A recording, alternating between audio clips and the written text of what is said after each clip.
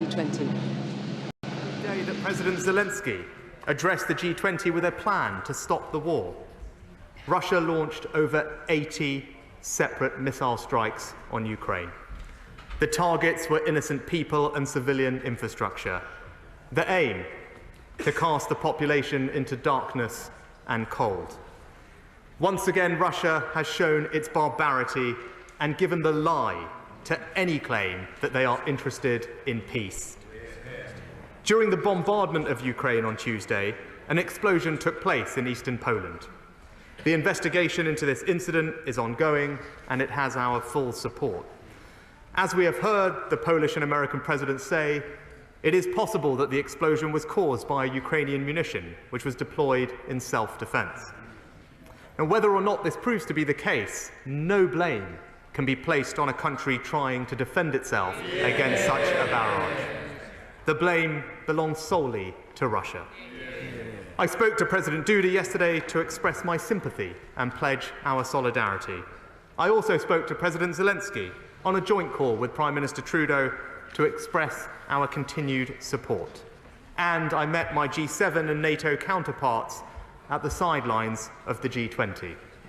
We will help our Polish allies to conclude their investigation, and we will continue to stand with Ukraine in the face of Russia's criminal aggression. Mr. Speaker, the Bali summit took place amidst the worst global economic crisis since 2008. The G20 was created to grip challenges like this, but today's crisis is different because it is being driven by a G20 member. By turning off the gas taps and choking off the Ukrainian grain supply, Russia has severely disrupted global food and energy markets. The economic shockwaves will ripple around the world for years to come. So together with other responsible members of the G20, we are delivering a decisive response. Almost all G20 members called out Russia's actions, declaring that today's era must not be one of war. We will work together to uphold international law and the United Nations Charter, and we will act to protect our collective economic security. The G20 agreed to use all available tools to support the global economy and ensure financial stability. That means international financial institutions mobilizing more resources to support developing countries. It means continuing to call out those who exploit their lending power to create debt traps for emerging economies. And it means tackling the causes of rising inflation head-on, including by delivering fiscal sustainability. We pledged our support for the UN-brokered deal to keep grain shipments moving in the Black Sea. That deal, I'm pleased to say, has now been renewed. 2/3 of Ukraine's wheat goes to developing countries. With famine looming, it is desperately needed, and Russia must uphold its part of this deal. We agreed action to improve energy security by accelerating the transition to clean energy, and we launched a new Just Energy Transition Partnership with Indonesia, which will unlock billions in private finance for new green energy infrastructure. And finally, we committed to maintain free markets, free trade, and to reform the World Trade Organization. Mr. Speaker, yesterday I held my first meeting with President Biden. We pledged to redouble our support for Ukraine and to continue deepening our cooperation, including on energy security and managing the challenges posed by China. I met Prime Minister Modi, where we reviewed progress on our forthcoming FTA. I discussed our extension to the CPTPP with the Prime Ministers of Japan, Canada, and Australia, and I met with almost every other leader at the summit, with the exception of Russia. In each of these discussions, there was a shared determination to restore stability, deliver long-term growth, and drive a better future. One where no single country has the power to hold us back. In just a few moments, my right honourable friend, the Chancellor, will build on these international foundations when he sets out the autumn statement, putting our economy back onto a positive trajectory and restoring our fiscal sustainability. Mr. Speaker, by being strong abroad, we strengthen our resilience at home. So we will continue to support Ukraine. We will continue to stand up for the rule of law and the fundamental principles of sovereignty and self-determination. And we will build a global economy that is more secure, more stable, and more resilient. Because this is what the gravity of the moment demands. And this is how we will ensure that our country emerges from this crisis stronger than it was before. And I commend this statement to the House. I now call the Leader of the Opposition, Keir Starmer. Thank you, Mr. Speaker. I'd like to thank the Prime Minister for an advance copy of his statement. What should have been a summit focused on global economic recovery and delivering clear commitments on climate change was sadly overshadowed by the unjustifiable actions of Russia and their illegal war in Ukraine. Civilian infrastructure targeted across Ukraine and a war of aggression rumbling on as world leaders tried to reach agreement. Whatever the outcome of the investigation into the missile incident in Poland, it is a stark reminder of the danger Russia's unjustifiable war has brought to the border of our NATO allies. We must remain vigilant and united in our opposition to this pointless and brutal conflict. And as I've said many times from this dispatch box, and to the Prime Minister personally, whatever other differences we may have across this House, and there are many, when it comes to the defence of Ukraine, we stand as one. And on behalf of members on this side of the House, well, across the House, I want to send condolences to those killed in Poland. Poland's measured reaction to the incident and the calm heads that have prevailed over the past 2 days is welcome. I listened carefully to what the Prime Minister said about this and agree with him that no country can be blamed for defending itself. We do need to get to the bottom of this, and obviously the investigation is ongoing, but can I ask the Prime Minister when he expects those investigations to be finalised? Russia is losing this war, so I welcome the G20's communiqué, which set out that most members strongly condemn the war in Ukraine. And I ask the Prime Minister, has further support for Ukraine been discussed amongst Western allies? And what efforts are taking place to open a diplomatic roadmap to rid Ukraine of Russian troops and bring an end to the conflict? It is crucial we work to find international unity to further isolate Putin. That will include working with China. We do not underestimate the challenges China poses to global security. And we must defend the human rights of the Uyghur and democracy in Hong Kong. But our approach must be measured, and it is in our interest to work with China on the climate crisis, trade, and most importantly, isolating Putin. I was glad to see constructive dialogue on these issues between President Biden and President Xi. And I'd like to ask the Prime Minister if he believes this summit marks a change in Western-China relations, and whether his government is now taking a different approach from his predecessor to British-China relations. Mr. Speaker, after a decade of low growth in this country, it's crucial we open new trade opportunities. Prime Minister has said he met Prime Minister Modi, where a future UK-India trade deal was discussed. This deal has previously been put in doubt by his Home Secretary, indicating she would not support it. Labour does support a trade deal with India. We believe this can bring new opportunities to promote and create new jobs here in Britain. So can he tell us when he now expects this deal to be completed, and if measures on visas will be included in the overall deal? And, if so, can he guarantee his whole cabinet will actually support it? Can he also tell us whether in his meeting with President Biden the UK-US trade deal was discussed? Or can we assume that this deal now has no prospect of being delivered any time soon?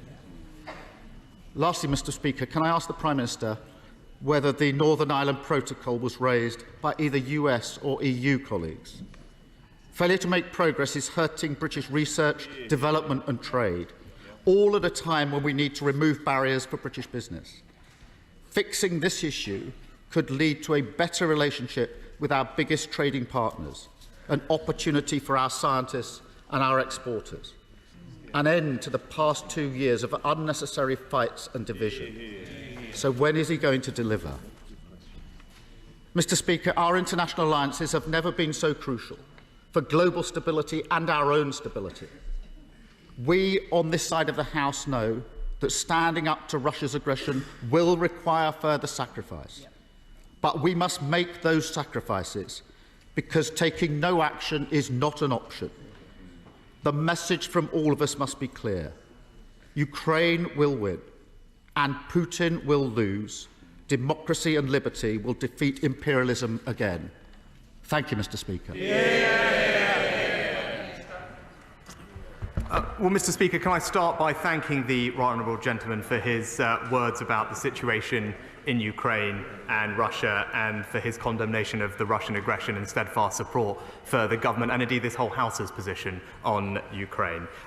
He's right to ask about the further support that we'll be providing. He'll know that we have provided £1.5 billion in economic and humanitarian support to Ukraine, alongside obviously the military assistance. We are hosting a reconstruction conference in the UK next year, and there's an ongoing dialogue about what further support that the Ukrainian government needs from us and others. In the short term, we are in the process of providing 25,000 pieces of winter equipment for the brave Ukrainian soldiers, but also funding to help restore some of the damage done to their energy infrastructure, which I know has been warmly welcomed by President Zelensky. Just to briefly turn to some of his other questions, on China, I very much supported President Biden in his meeting with President Xi. The President and I discussed that meeting at length. I believe that our approach to China is aligned entirely with that of the US and indeed our other allies like Canada and Australia. Of course, China poses significant challenges to our values, our interests, and indeed our economic security. It's right that we take the steps necessary to defend ourselves against them, but it is also right to engage in dialogue where that can make a difference on solving some of the pressing global challenges that we all collectively face. He asked about Northern Ireland. I have discussed this issue with both my European counterparts and indeed the President in various meetings, not just at the G20. I remain committed to finding a solution to the challenges posed by the protocol. It is clearly having an impact on families and businesses on the ground in Northern Ireland. The people of Northern Ireland deserve to have a functioning executive, particularly at a time like this, and it's something that I will devote my energies to bringing about. And I've had so far very constructive relationships with both the President and our European counterparts, including the Taoiseach last week on this particular issue. On trade, I think the broad overarching comment I would make to him is, when it comes to trade deals, whoever they may be with, what I won't do is sacrifice quality for speed. I think it is important. I think it is important that we take the time. It is important that we take the time to get trade deals right. Of course, this government believes wholeheartedly in the power and the benefits of free trade. It's something that we will champion around the world. With regard, I did discuss the free trade agreement with India, and both the Prime Minister and I committed our teams to working as quickly as we can to see if we can bring a successful conclusion to those negotiations. With regard to the US, their priorities are in lots of different areas, but with regard to trade, what we are doing, and the President and I discussed this, we are deepening our economic relationship. The United States is already our single largest trading partner. We're doing more with individual states to broaden our trade relationships, and we've seen recent action on tariffs with regard to steel, aluminium and agricultural exports, all of which is good for the UK economy. And of course, we are in the process of some exciting conversations about joining CPTPP. That is real evidence of our country's commitment to the Indo-Pacific region. Is something that is supported by the Prime Ministers of Canada, Australia and Japan, and hopefully we can bring those negotiations to conclusion in the near future. And lastly, Mr. Speaker, I just say that my reflections on the summit and indeed on attending COP are that the United Kingdom is at its best when we are an engaged and active member of the global community, where we are standing up for our values, where we are defending our interests, but also spreading prosperity and alleviating poverty and suffering. I'm pleased to have had conversations with so many leaders over the past couple of days. It confirms to me that they very much welcome the UK support in achieving all of those objectives, and that's what this government will set about doing. Chair of the Select committee, Alicia Kearns. Dialogue is never weakness. So will my right honourable friend tell us when he... And we'll leave the Commons. Rishi Sunak, the Prime Minister, talking about the G20 summit that he was just attending earlier this week, of course, in Bali. Nick Erdley, our chief political correspondent, is with me.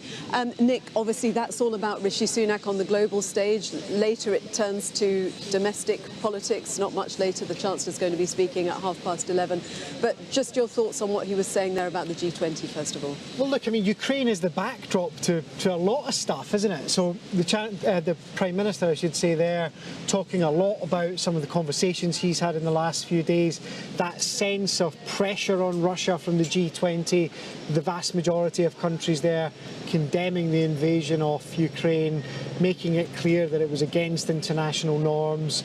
It was interesting that the Prime Minister didn't get to have that meeting with President Xi of China. That all changed because of, or his schedule all changed because of what happened in Poland overnight. Tuesday into Wednesday. But I think Rishi Sunak has come back with a sense that there is a lot of global cooperation on that issue, on trying to bring down inflation.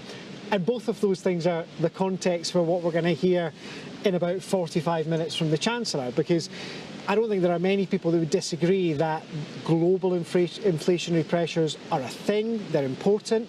The Ukraine war has pushed up things like the price of food and the price of energy because of some of the impacts that embargoes on Russia and things like that have had. So a lot of that is the context for the big economic questions that the Chancellor is going to be trying to answer, I should say, later this morning. And in terms of trying to unpick how much that context is about where we are now and how much impact that mini-budget from Kwasi Kwarteng actually had, can it be unpicked? Yes, I mean, it can, maybe not scientifically in terms of specific figures, because they change quite a lot.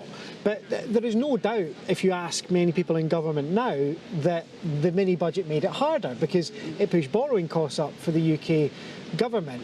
Whether this government can bring them down enough to mitigate all the impacts of that, not sure. Some people, you might have heard this referred to in some of the newspapers, there's a moron premium in the global markets. It's not a particularly complimentary phrase, no. But the idea is that if you don't trust what the government's doing and you fear it might make bad decisions, you charge them a bit more to borrow money because you think the risk is a bit higher. That's still there for the UK government, but it has been brought down after we stood here and the Chancellor a few weeks ago completely junked everything that Kwasi Kwarteng had done, or the vast majority of it anyway. But look, coming back to what this is all about today, it's trying to get those premiums down, trying to bring those costs down, trying to persuade the financial markets and, you know, economic experts that the UK government has a plan to bring back stability, confidence in the markets, reliability as a global partner. That's what's really key for the Chancellor today. He's going to argue to us all that he needs to cut spending and increase tax to fill what he calls a fiscal black hole. There will be arguments about that. Not everyone agrees with the way he's going to do it. Some of those debates might be quite severe over the next few months. But that's what today's all about. And that's why a lot of us are going to feel a real squeeze over the next few months. And it's being described as austerity Mark II. I think the government will try and fight that characterisation. They will say that this isn't like 2010 because there are a lot more tax rises now than there were then. Frankly, there isn't as much to cut from government spending as there was in 2010 because a lot of it was cut in the intervening period. But yes, you will hear that characterisation because the way that this is all going to happen, there are going to be big squeezes on departmental budgets. There are going to be difficult decisions for government departments to make. The government will argue that it's trying to keep frontline services as a priority. I think you'll hear a lot today about what the government's key priorities are. But there will be people that look at the impact of all of this and say the spending reductions or the spending squeezes are so significant that it's hard to avoid that characterisation. I do think, though, Joanna, that one of the biggest things that will be tangible by the end of today, though, is more of a sense of the pressures on household budgets, those increasing tax payments, because as the thresholds are frozen, as people's pay goes up a bit, they'll be paying more tax, so they won't see the full impact of those pay increases. And energy. You know, the government is going to continue to pay a lot of money to subsidise energy, but not as much as it had been planning. And that means for people across the UK, or across GB certainly, it's slightly more complicated in Northern Ireland, but people are going to see their energy bills go up in April. Thank you very much, Nick. Well, we're we're less than 40 minutes away from the Chancellor getting to his feet in the Commons at 11:30, when we will get all the detail, of course. But as we've been saying, there's been a lot of pre-briefing about what's going to be in what the Chancellor says today, because what they don't want to do is spook the markets. This is about trying to keep things steady, giving a clear direction of travel in advance. We know that there will be those spending cuts, around £30 billion of spending cuts and £24 billion of tax increases. But what they want to do is not to have any surprises in what we're about to hear today. Well, let's talk to Caris Roberts, Executive Director of the Institute for Public Policy Research. It's a centre-left think tank. Welcome. Thank you very much for joining us. What will you be looking for when the Chancellor speaks today? I think it's critically important that the Chancellor recognises the huge challenges that people are facing up and down the country. So that's particularly on cost of living, rising bills and so on. And I want to see that he is supporting those families and those people through this cost of living crisis. He also needs to make sure that he has a credible plan for the economy. That's got to include a plan for economic growth, for a stronger economy, with that growth broadly shared. So that's what I'll be looking for today. The government has said they will be helping the most vulnerable. It is expected that benefits are going to go up in line with inflation. Pensions will go up in line with inflation. There was a lot of debate around whether that would happen or not. How significant is that? It's really welcome to see that. I think that's a really important first step, but it really is just standing still. We have huge increases in costs that families are facing, and that's particularly pertinent for the lower income families who are spending more of their budgets on heating their homes and on food. So it's vitally important that enough support goes to them. It's also important, of course, that our public services, which we all rely on, are supported in the coming years. You see, the NHS, social care, local government, for example, really struggling with budgets at the moment, and it's important those are protected for people to use them, but also the economy as a whole.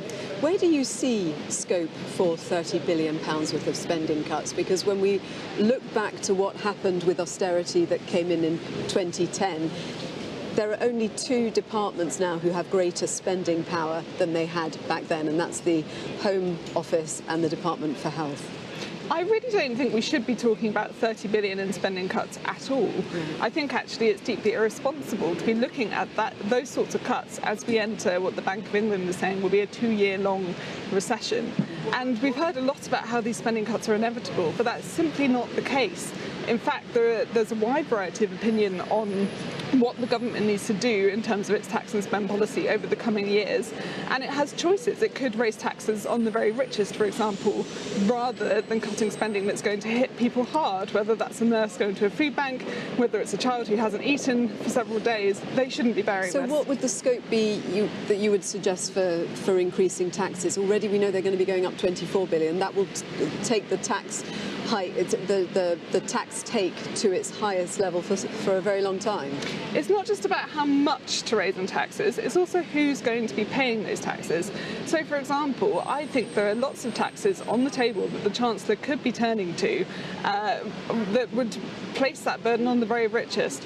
For example, at the moment, income from wealth is taxed much more lightly than income from work. So if you get your income in the form of dividends or capital gains, you're paying much less tax than someone who's going out to work for their income, and I don't think that's fair. There are good options on the table that the Chancellor could choose today. So the headlines then that you're hoping for? I'm hoping for public services to be protected. I'm hoping for a plan for growth that includes investment in R&D, investment in making our homes warmer.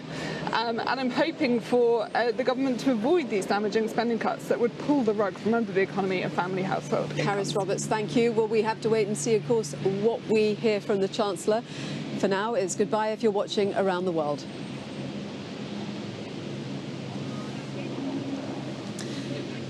And we are now just over half an hour away from hearing what the Chancellor will be outlining in that autumn statement which is going to obviously encapsulate those spending cuts that we've been talking about and the tax increases. We'll have plenty of coverage coming up. For now, let's catch up with the weather.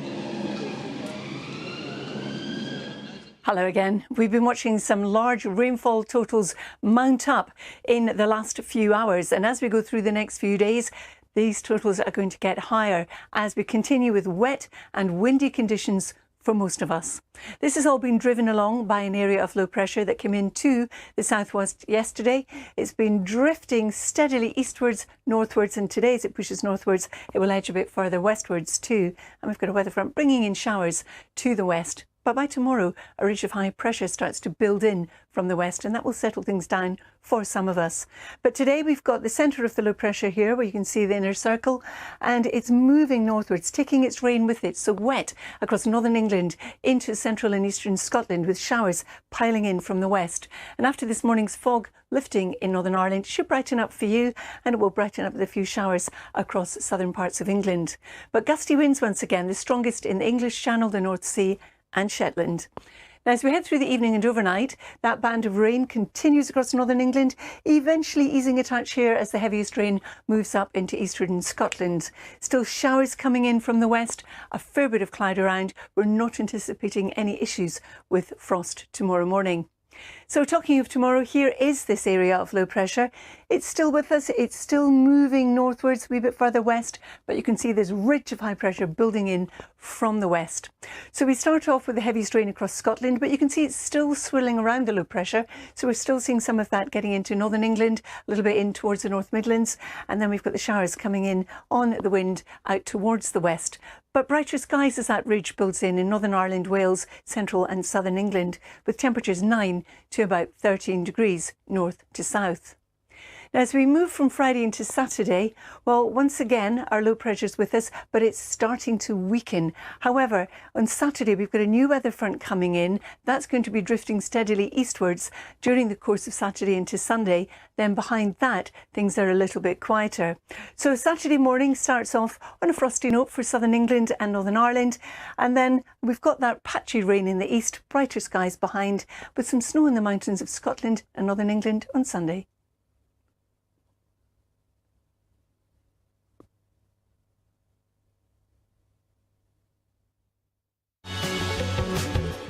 Cheer up those dark evenings with comedy on BBC iPlayer. A young couple huddled against their haunting inheritance in sitcom Ghosts. Marriage, lovers, life and death and comedy thriller Am I Being Unreasonable? Bickering families in the Welsh valleys bring crazy comedy in the Tuckers. Press red now to watch on iPlayer. Oh, that's not going to happen, is it? I want to incite chaos. Yes, we have, yeah.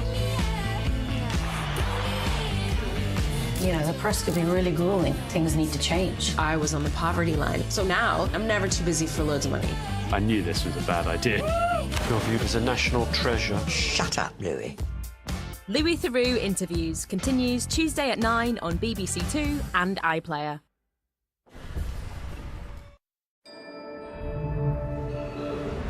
Now on BBC Two, a Politics Live special with the autumn statement. It's Thursday, the 17th of November. This is a Politics Live special as the Chancellor Jeremy Hunt prepares to announce massive spending cuts and tax rises in his autumn statement.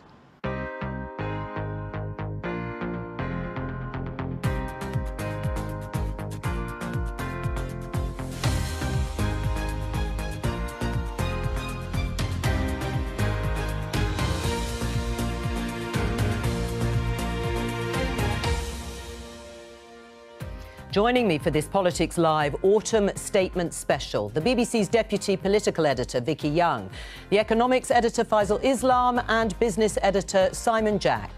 Today... Who's responsible for this mess, Mr. Hunt? The Chancellor will say that Britain must face into the storm as he seeks to restore Britain's tarnished economic reputation with a big package of tax rises and spending cuts. It all comes amidst a cost of living crisis. I'm very concerned because we're now entering the winter months when heating costs rise. I think the biggest worry at the moment is the heating cost, the fuel cost. We'll have the statement in full at around 11:30, full analysis. Plus, we'll be hearing from both the government and Labour.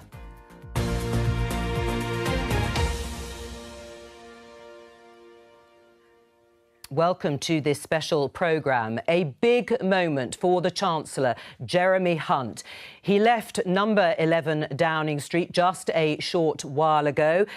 You'll see here he's carrying that green folder, not the big red box, because this is not a full budget, but it is still critically important, this autumn statement. It will also come alongside figures from the Independent Office for Budget Responsibility. You'll remember they weren't there when Kwasi Kwarteng stood up on the 23rd of September to deliver his ill-fated mini-budget. Jeremy Hunt making his way to the House of Commons. We're expecting him to stand up in around 25 minutes' time. He's only been Chancellor since the 14th of October. He was brought in at a moment of political and, to some extent, economic crisis when Liz Truss was Prime Minister. Rishi Sunak, who took over, has kept him on, and he has talked about Jeremy Hunt, eye-watering decisions, horrible decisions, he says, that will be made, but, he said, with compassion at its heart. We will, of course,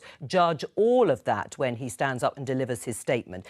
Vicky Young, give us some of the political context to this. We've had 3 Prime Ministers this year, 4 Chancellors. Jeremy Hunt has softened us up to some extent for what he is about to announce today. There are political reasons for that too. But why are we here at this particular point? I mean, I think it's worth going back, even further than that last mini-budget. If you go back to a year ago when Rishi Sunak stood up and gave the autumn statement, he was promising investment is growing, public services are improving, the public finances are stabilising, the UK is recovering faster than our major competitors. Now, of course, global issues, the war, an energy crisis, but the UK had another dimension. We had political turmoil.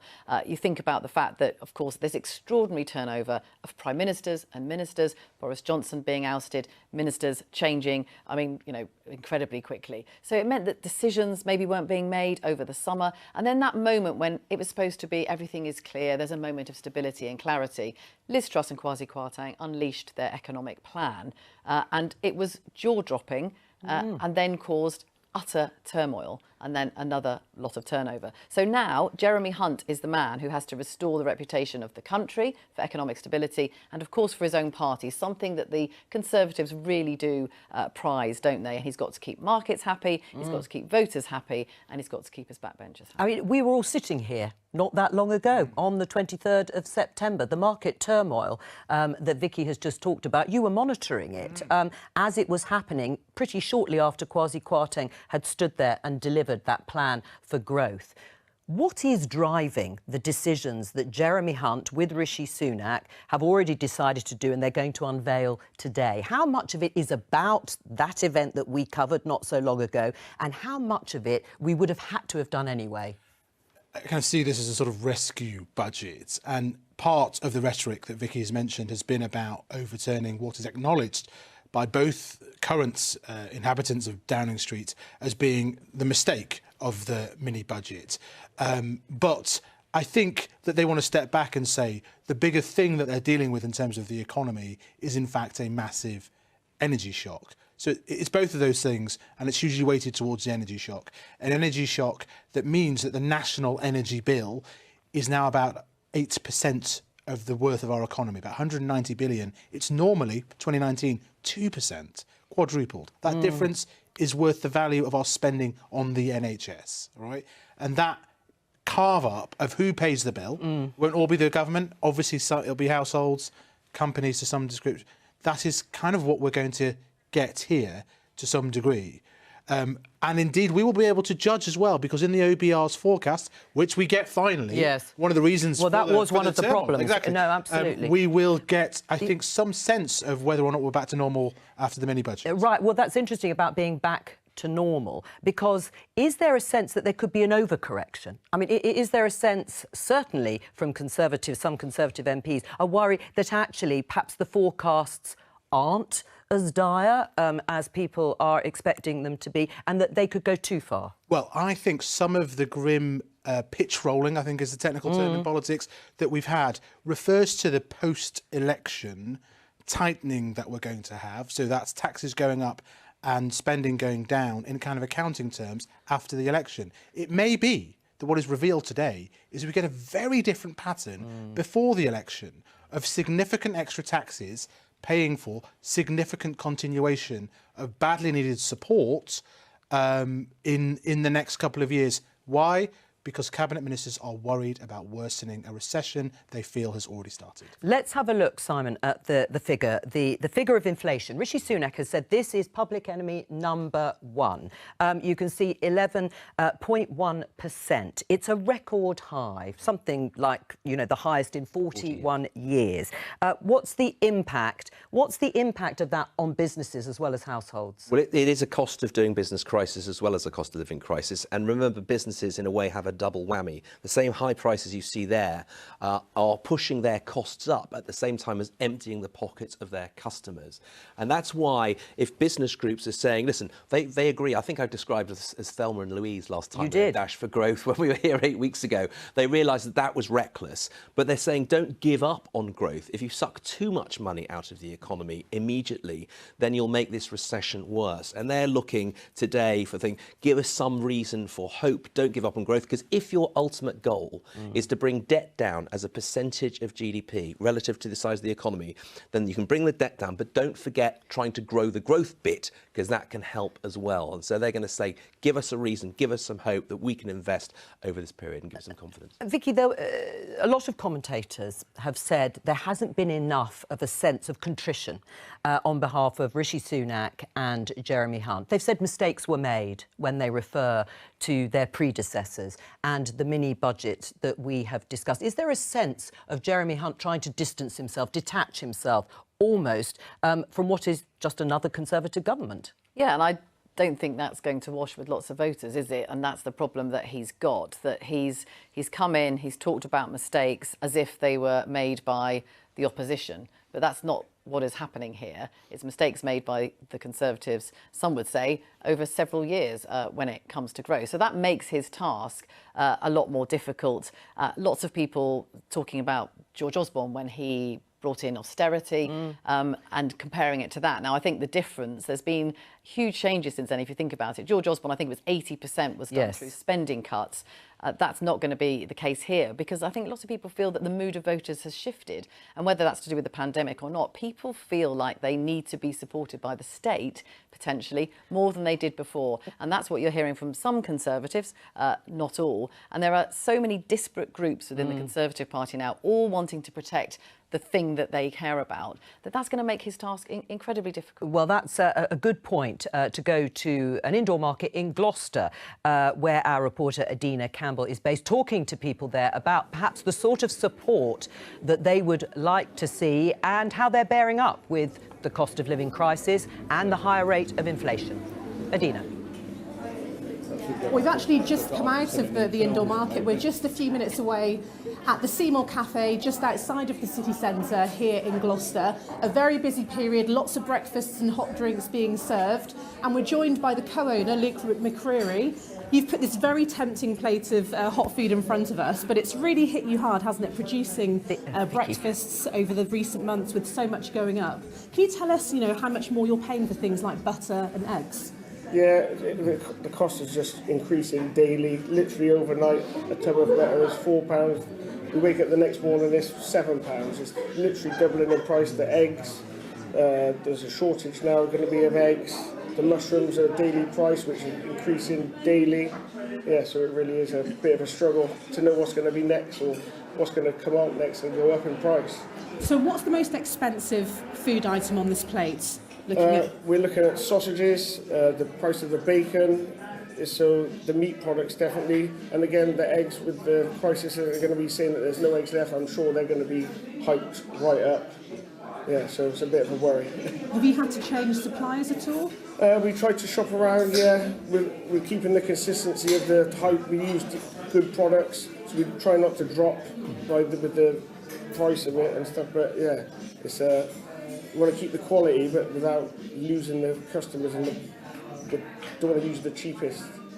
So I'm not really sure what's going to happen next. Yeah, especially with the price of the gas and the electric were on a fixed term for another year, but after that, it really is decide what to carry on and do. Whether I don't know how much it's going to rise by, so we can't carry that on to the customer. We can't just keep putting it out for those who won't come back. So, I mean, this is a really busy cafe. It's been going for 50 years. You've been managing this place for about 4 years. Yeah. So many customers coming through the door, and yet how are you managing to sustain those costs and, make sure that you are making a profit? Well, that's the problem. We are so busy. We're one of the busiest cafes in Gloucester, and yet we're still struggling. My wife daily is working out figures just to see how we can make things cope, trying to cut by seeing without having to lose the quality of everything. So. And you're saying it's really important for you to keep the customers coming in and to keep the quality of the produce at a good standard. Yes, without putting the price up by pounds and pounds because the customers just won't come through the door. I think so. Thank you, Luke. Well, John, you've been coming here for many years. You love coming to this cafe.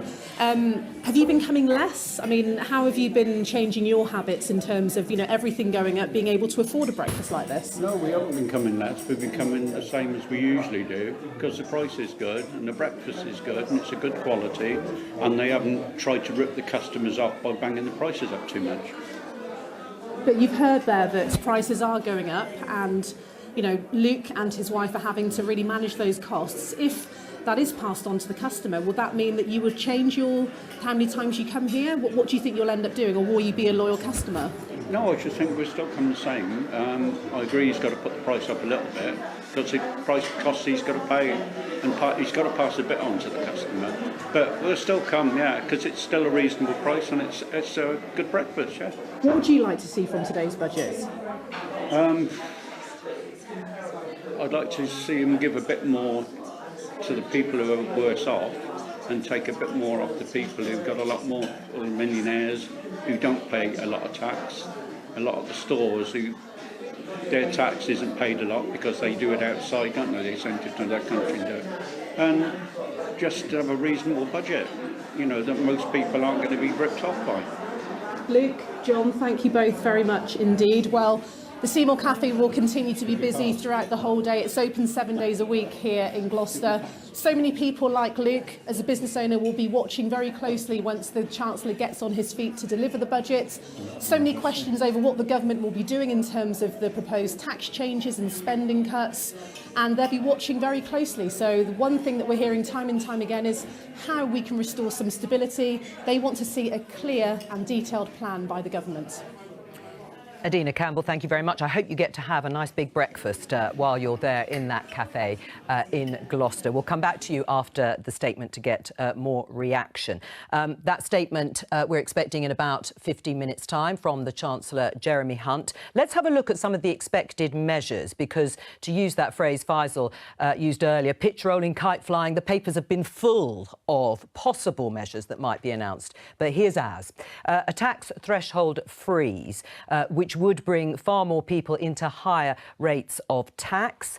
Council tax increases. They may lift what they call the referendum cap, which would allow local authorities and councils to increase council tax by more. The £2,500 to £3,000 energy price cap rise. We are going to hear more from Jeremy Hunt about the help that will be given to people following next April. It may be much more targeted and less generous at that point. Top rate tax threshold lowered from £150,000 to £125,000. 25% to 35% increase in windfall tax called on by Labour. It looks as if the government's going to do it. And pension and benefits rising with inflation. That was a huge issue. You now think that's going to happen, Faisal? I do think that's going to happen. And so a 10% increase in pensions, that's in line with the manifesto commitment on the triple lock.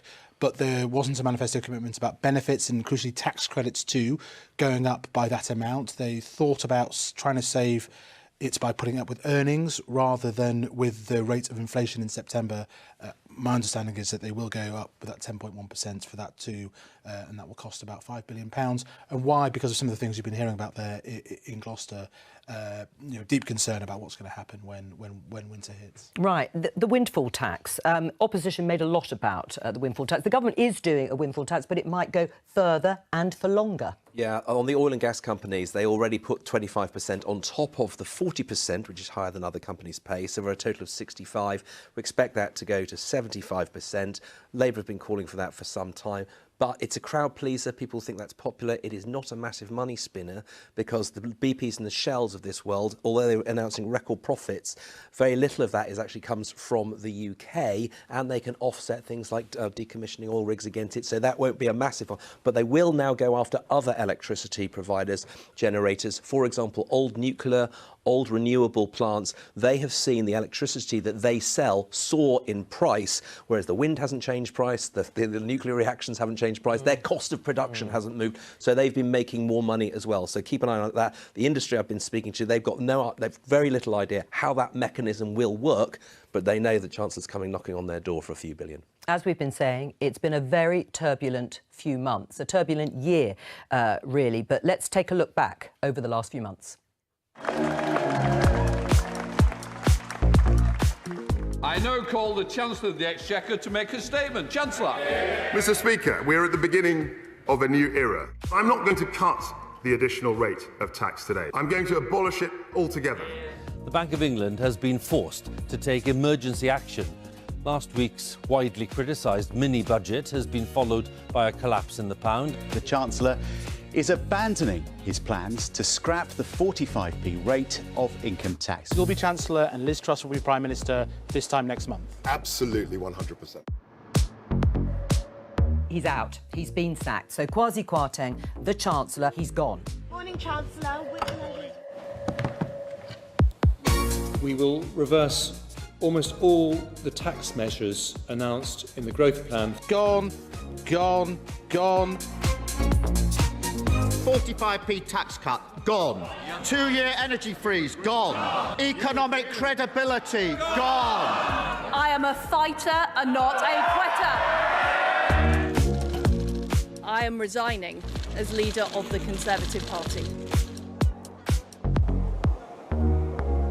I will place economic stability and confidence at the heart of this government's agenda. This will mean difficult decisions to come. The government's economic plan, due to be announced on Monday, is delayed. The Prime Minister and I have decided that it is prudent to make that statement on the 17th of November.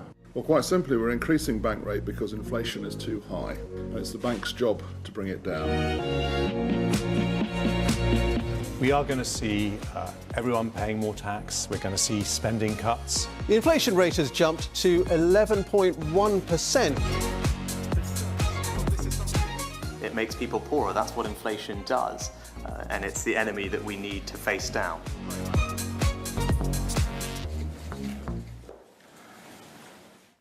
Well, that just underlines the dizzying pace of change over the last few months. I know you're all exhausted, aren't you, just watching it? But can we just talk about the black hole that is talked about in the public finances, what it means and how they'll address it?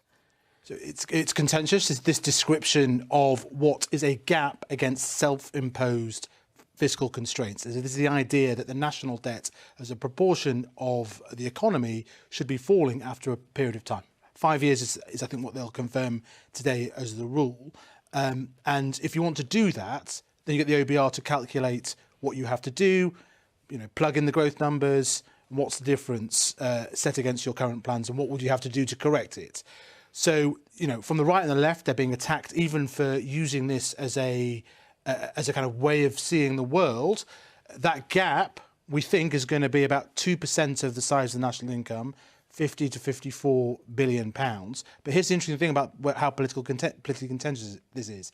Today, I think we'll get the response from the opposition about whether they back this analysis, whether they back the idea of this gap. And my sense is that they're going to accept it. Not all the policies, not the reasons, not all the cures, but the principle and the baseline, the key word here is the baseline, and this will condition politics now for half a decade. Well, we're going to talk to two MPs in just a moment, but before we do, Vicky, on this issue of whether it's politically palatable, the tax rises particularly, how is that going to go down? Well, we've heard a lot, haven't we, about fairness and compassion. That's what the Prime Minister and the Chancellor keep talking about here. And I think that is crucial to whether this is palatable, probably to their own MPs and to voters too. Now, look, the highest earners know what's coming. That's very clear. Big tax rises there. But there's obviously, of course, the people that we talk about in the middle. So those who aren't on universal credit, aren't on benefits, who are not going to get the same support, who don't think they're wealthy at all. And I think that will become the story potentially for Tory MPs as well, as those people, they talk about stealth taxes. Yes. I never buy this. The second you get your salary or your pay, you can see what's happened. Yes. People are going to look at that. They're going to feel poorer, and there'll be people who do not feel well off feeling a lot poorer. And I think that is going to be a big issue for Tory MPs, as well as the fact that ideologically they don't think taxes should be going up anyway. Well, let's go and talk to two MPs. As I said, the Tory MP Vicky Ford, Labour MP Rushanara Ali. They're both in central lobby for us. Thank you very much for taking time out to join us today. Vicky Ford, on that issue, precise issue of tax rises, are you comfortable as a Conservative with eye-watering rises in taxation? So I think we all know that we have a very difficult economic situation that's due to global pressures, and actually when you look at many other similar countries across the world, they face even bigger challenges. But it is really important that this statement helps to get a firm grip on inflation and brings fiscal stability. When I was knocking on doors in Chelmsford at the weekend, that was what they were all asking for, was that fiscal stability. Yes. And that is going to mean that we need to find more money to keep our public services going, and I think it's absolutely right that the Chancellor has said we do that in a compassionate way that supports the most vulnerable. Why is this statement happening today? Why has it been seen as an emergency statement by Jeremy Hunt needed to make eye-wateringly difficult decisions? That's because of the very, very difficult economic situation that we have. Caused not only by in the a UK, former Conservative Prime Minister and former Chancellor, Liz Truss and Kwasi Kwarteng. Actually, the Bank of England were very clear yesterday when the Governor came here that even before September, they were going to need to start putting in place increases in interest rates in order to try and bring inflation under control. And getting that grip of inflation is what we and other similar countries across the world need to do. Actually, if you look at our growth forecasts, they're higher than every other country in the G7, and our inflation is lower than many of our peers. Right. But we do need to bring that fiscal stability, and that is what I think is absolutely right, that Jeremy and Rishi have been taking some time to look again at the numbers and bring this statement to the House today. Well, Rushanara Ali, when you look broadly at what Jeremy Hunt has been saying, that it'll be those with the broadest shoulders who will be paying the most once he delivers his statement, and he will be extending the number of people paying the higher rate of tax. Well, that's at least what we are expecting. These are policies that you in the Labour Party can support. Right. Well, look, we've got to remember why we're here. It's because Liz Truss and Kwasi Kwarteng and the Conservative Party crashed the economy, and they've damaged our economic credibility internationally. That's also what the Governor of the Bank of England said yesterday in our committee. And we've had a decade of austerity, low growth, low investment, and they are offering more tax rises and more austerity. Now, who is going to support that? What we now need to do, though, is restore economic credibility. Now, one way the government could do that is by having a proper windfall tax that we believe could generate 50 billion. That would take some of the pain away from people who've suffered already because they had their mortgages go up, inflation's up, and all the wider context of what's happened. But let's not forget, this is a crisis that has been caused by the Conservative Party in Downing Street, and this is a government now, Liz Truss's successor, is now trying to fix the failures and the damage caused by the Conservative Party. So what we need to do is make sure that they ensure that it is paid without causing more harm to our economy. We were already in recession, and this plan is unlikely to have anything that we can see in terms of growth, and we do need investment for growth. What we had was unfunded tax cuts in the last budget, and what we need to do is make sure people don't suffer on top of what they've had inflicted on them by this Conservative government. I mean, people will ask, Vicky Ford, what's the point of the Tory party? So I have hang on, what is the point of the Tory party, Vicky Ford, when in 2019, which was supposed to be the election manifesto that Rishi Sunak is sticking by, it said we will not raise the rate of income tax, VAT or national insurance. We know everyone is going to be paying more tax. Jeremy Hunt said so himself. So what is the point of the Conservative Party? There is no longer a party of low taxation. So I would have to absolutely disagree with what's just been said in Labour. And I will answer the question. I will answer the question. I will answer the question. Where we are right now is due to global pressures, the aftermath of COVID, the war in Ukraine. That is putting pressure on economies all across the world. Unlike the Labour government, which we all remember left us in 2010 with no money, this government has rebuilt public finances so we could put money in to support 400 billion to support people in COVID.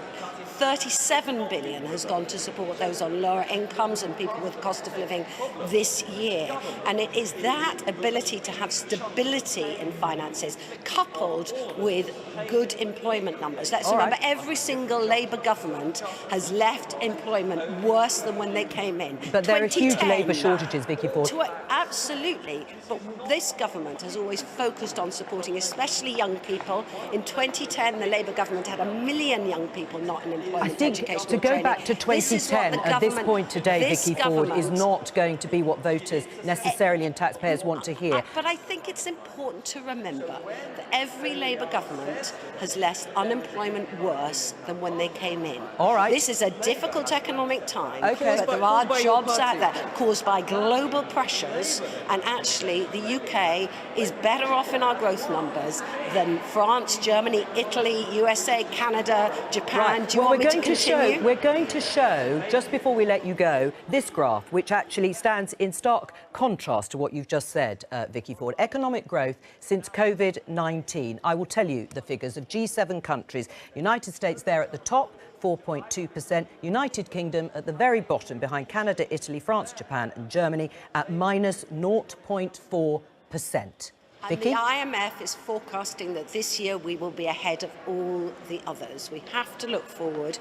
We have to have fiscal stability in this budget. Well, we have it will to get a depend grip on what Jeremy on Hunt, of inflation course, says today. And have growth. Right, but just to reiterate, those are the figures, those are the official figures that we have of growth in the United Kingdom since COVID-19, and it stands at minus 0.4%. I'm going to let you two ladies go back into the chamber, because in a few minutes' time, Jeremy Hunt is going to be standing up and unveiling that statement. Just listening to the two of them there, you were talking about the fact that Labour will probably, broadly, in principle, support much of what Jeremy Hunt is going to set out today. It's interesting that the government points to growth figures to say that the UK is doing better. When you look at the figures that we've just seen, it doesn't quite feel like that, does it? No, and I think also you heard there from, a senior Labour figure there on the Treasury Select Committee, Rashid Ali, attacking austerity. Now, if Labour broadly accepts the tram lines that emerged from today, they will not the individual policies, they'll have different priorities and shake it up slightly differently. But if they accept the tram lines, then, that criticism, I'm sure, will be faced by Labour leadership from the left, that have obviously recently empowered the Labour Party. And also the difference now, and the analogy is 1997.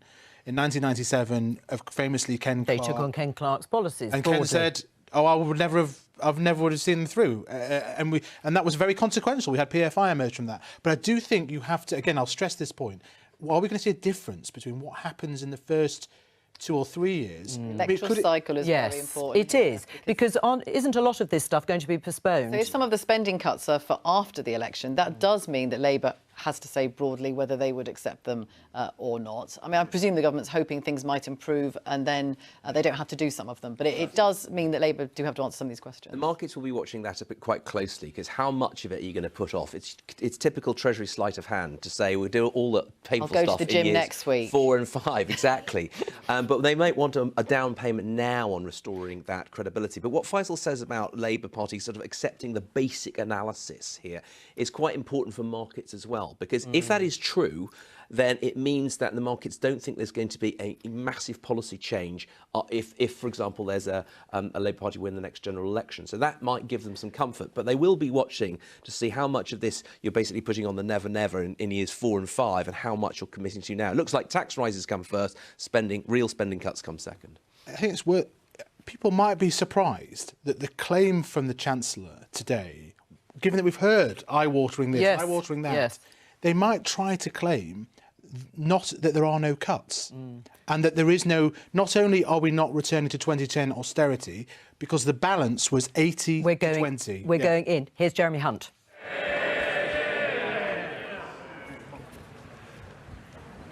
Mr. Speaker, in the face of unprecedented global headwinds, families, pensioners, businesses, teachers, nurses and many others are worried about the future. So today we deliver a plan to tackle the cost of living crisis and rebuild our economy. Our priorities are stability, growth and public services. We also protect the vulnerable, because to be British is to be compassionate, and this is a compassionate Conservative government. We are not alone in facing these problems, but today we respond to an international crisis with British values. We are honest about the challenges and we are fair in our solutions. Yes, we take difficult decisions to tackle inflation and keep mortgage rates down. But our plan also leads to a shallower downturn, lower energy bills, higher growth and a stronger NHS and education system. 3 priorities then today: stability, growth and public services. I start with stability. Mr. Speaker, high inflation is the enemy of stability. It means higher mortgage rates, more expensive food and fuel bills, businesses failing and unemployment rising. It erodes savings, causes industrial unrest and cuts funding for public services. It hurts the poorest the most and eats away at the trust upon which a strong society is built. The Office for Budget Responsibility confirms global factors are the primary cause of current inflation. Most countries are still dealing with the fallout from a once-in-a-century pandemic. The furlough scheme, the vaccine rollout and the response of the NHS did our country proud, but they all have to be paid for. The lasting impact on supply chains has made goods more expensive and fuelled inflation, and this has been worsened by a made-in-Russia energy crisis. Putin's war in Ukraine has caused wholesale gas and electricity prices to rise to 8 times their historic average. Inflation is high here, but higher in Germany, the Netherlands and Italy. Interest rates have risen here, but faster in the US, Canada and New Zealand. Growth forecasts have fallen here, but fallen further in Germany. The International Monetary Fund expects 1/3 of the world's economy to be in recession this year or next. So the Bank of England, which has done an outstanding job since its independence, now has my wholehearted support in its mission to defeat inflation. And I today confirm we will not change its remit. But we need fiscal and monetary policy to work together. And that means the government and the bank working in lockstep. It means, in particular, giving the world confidence in our ability to pay our debts. British families make sacrifices every day to live within their means, and so too must their government, because the United Kingdom will always pay its way.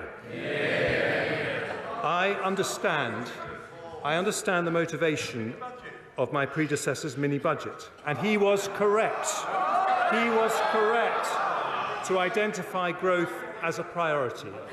But unfunded tax cuts are as risky as unfunded spending, which is why we reversed the planned measures. As a result, government borrowing has fallen, the pound has strengthened, and the OBR says today that the lower interest rates generated by the government's actions are already benefiting our economy and public finances. But, Mr. Speaker, credibility cannot be taken for granted. And yesterday's inflation figures show we must continue a relentless fight to bring it down, including a rock-solid commitment to rebuild our public finances.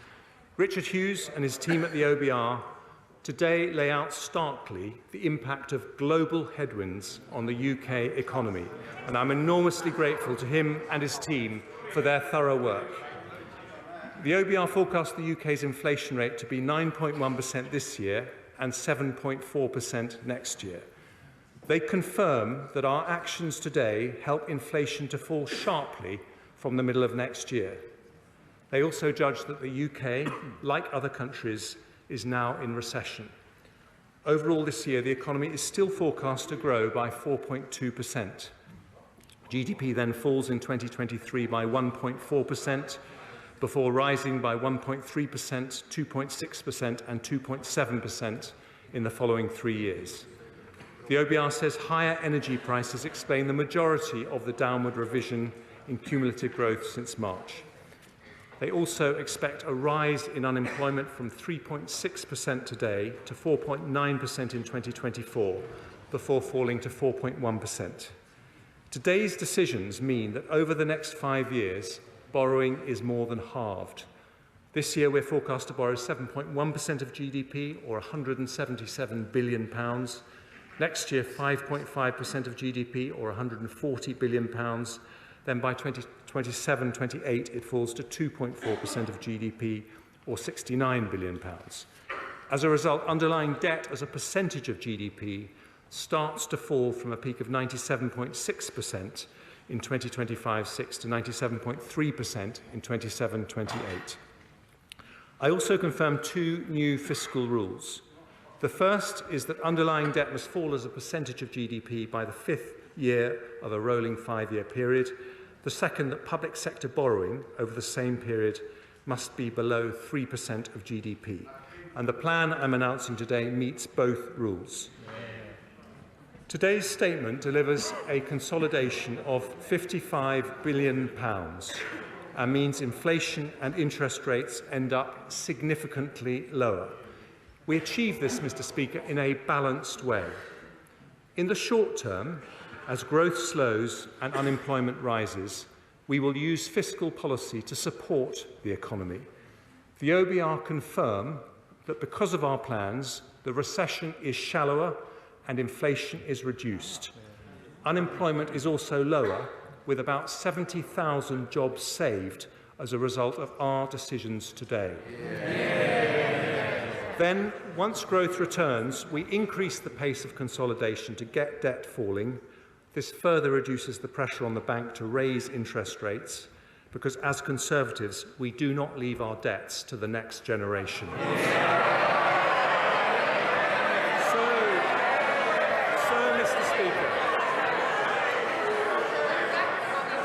So, Mr. Speaker, this is a balanced path to stability, tackling inflation to reduce the cost of living and protect pensioner savings whilst supporting the economy on a path to growth. But it means taking difficult decisions. Anyone who says there are easy answers is not being straight with the British people. Some argue for spending cuts, but that would not be compatible with high-quality public services. Others say savings should be found by increasing taxes, but Conservatives know that high-tax economies damage enterprise and erode freedom.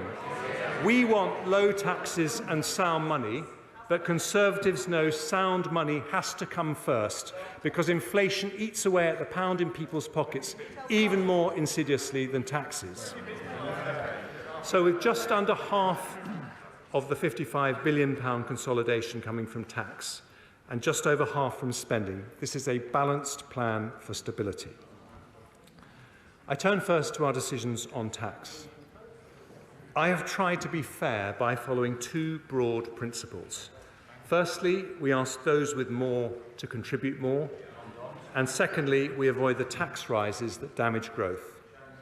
Although my decisions today do lead to a substantial tax increase, we have not raised headline rates of taxation, and tax as a percentage of GDP will increase by just 1% over the next 5 years. I start with personal taxes. Asking more from those who have more means that the first difficult decision I take on tax is to reduce the threshold at which the 45p rate becomes payable from £150,000 to £125,140. Those earning £150,000 or more will pay just over £1,200 more in tax every year. We're also taking difficult decisions on tax-free allowances. I'm maintaining at current levels the income tax personal allowance, higher rate threshold, main national insurance thresholds and the inheritance tax thresholds for a further 2 years, taking us to April 2028. Even after that, we'll still have the most generous set of tax-free allowances of any G7 country. I'm also reforming allowances on unearned income. The dividend allowance will be cut from £2,000 to £1,000 next year and then to £500 from April 24. The annual exempt amount for capital gains tax will be cut from £12,300 to £6,000 next year and then £3,000 from April 24. These changes still leave us with more generous allowances than countries like Germany, Ireland, France and Canada. Because the OBR forecast half of all new vehicles will be electric by 2025, to make our motoring tax system fairer, I've decided that from then, electric vehicles will no longer be exempt from vehicle excise duty.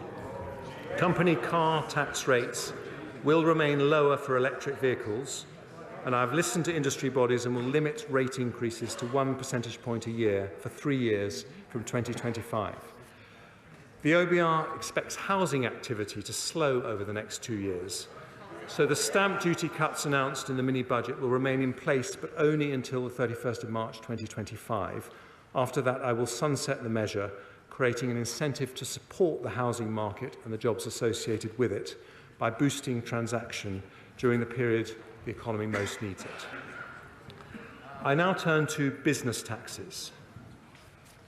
While I've decided to freeze the employer's NICS threshold until April 2028, we will retain the employment allowance at its new higher level of £5,000. This means 40% of all businesses will pay no NICS at all. The VAT threshold is already more than twice as high as the EU and OECD averages.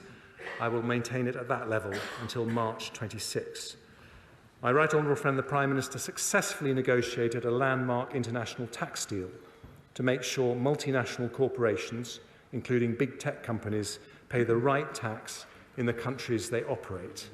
I will implement these reforms, making sure the UK gets our fair share.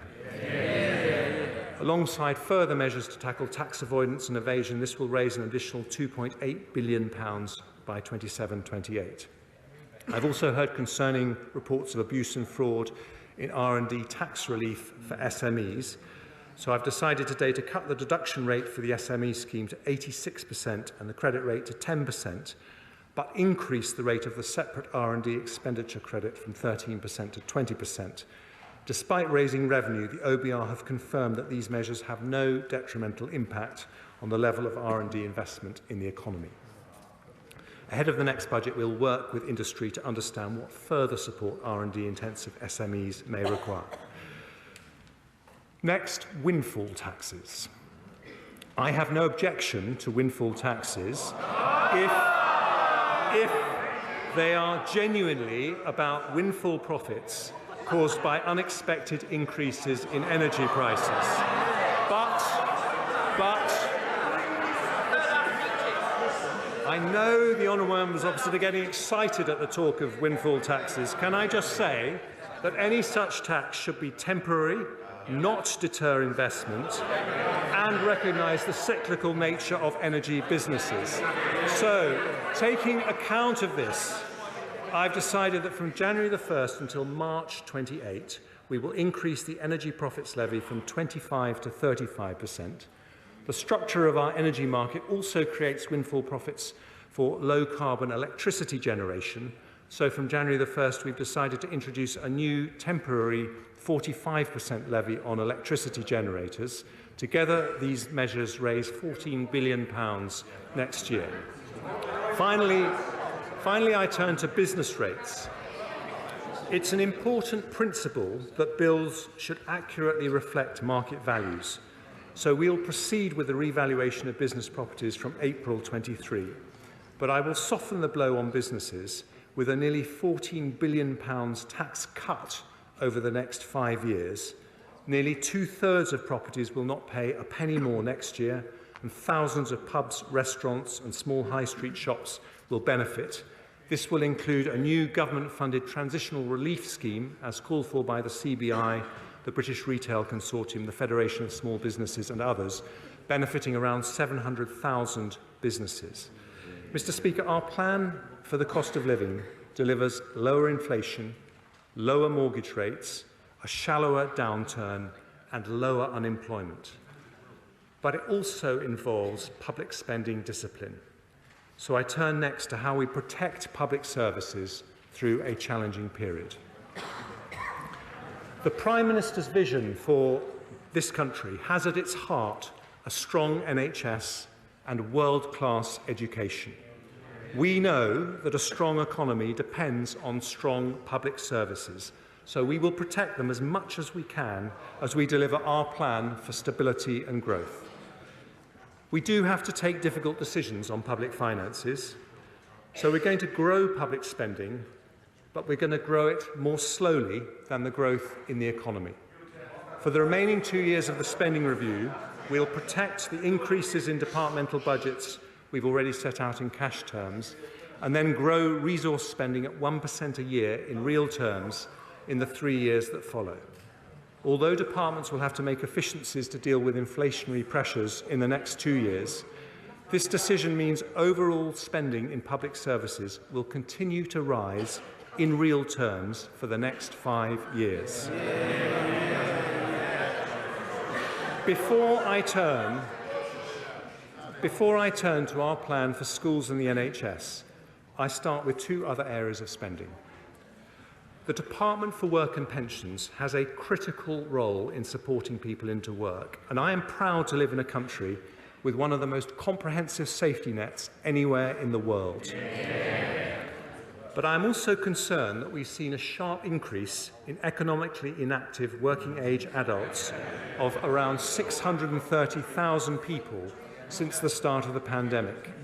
Employment levels have yet to return to pre-pandemic levels, which is bad for businesses who cannot fill vacancies and bad for people missing out on the opportunity to do well for themselves and their families.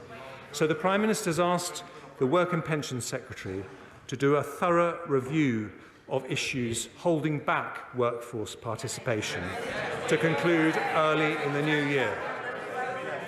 Alongside this, I am also committed to helping people already in work to raise their incomes, progress in work and become financially independent.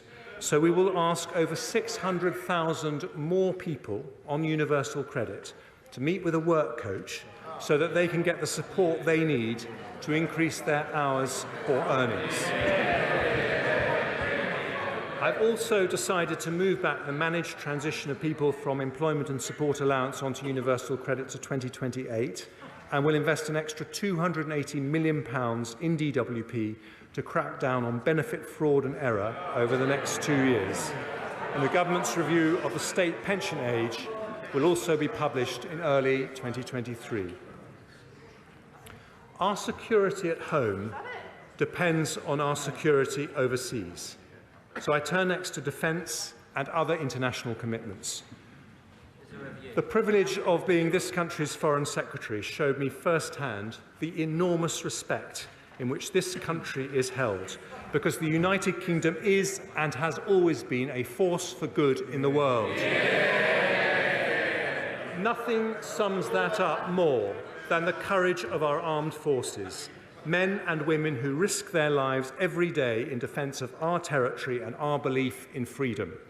Alongside them, I salute the citizens of another country right on the front line of that fight today, the brave people of Ukraine.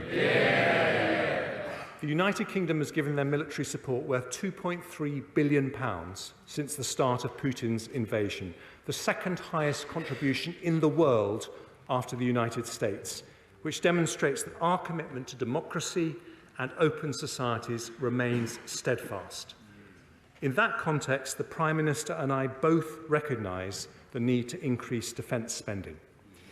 But before we make that commitment, it's necessary to revise and update the integrated review written as it was before the Ukraine invasion.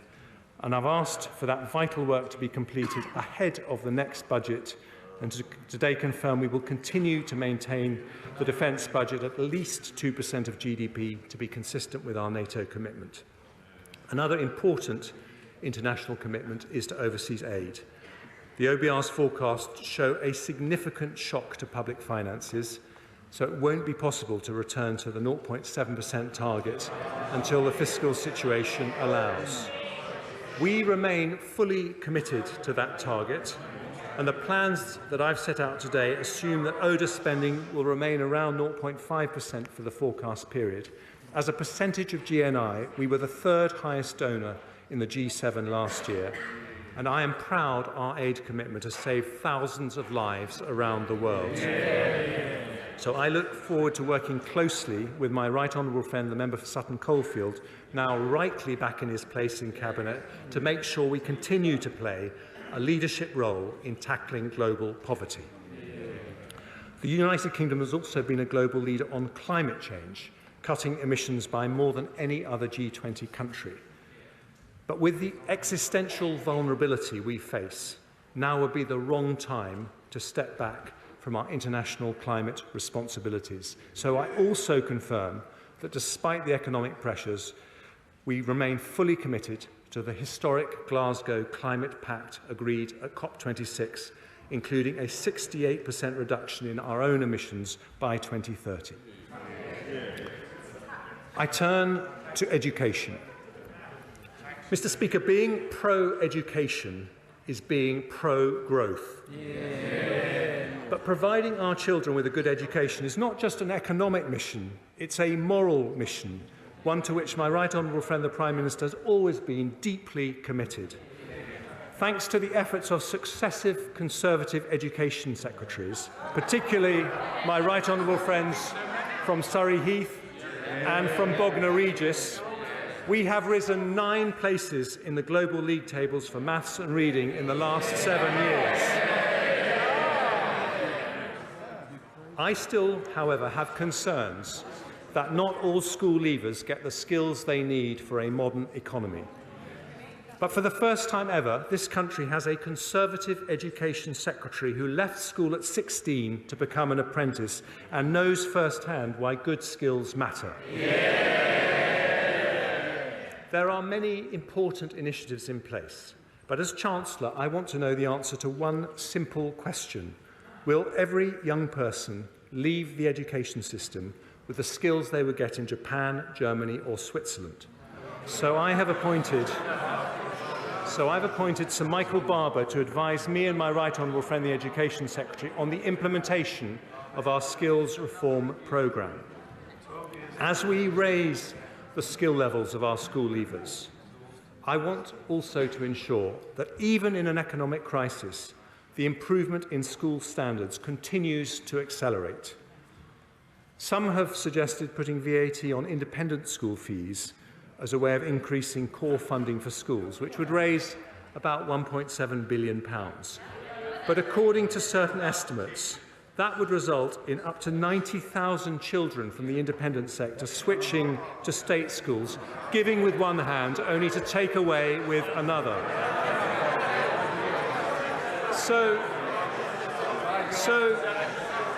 So instead of being ideological, I'm going to be practical.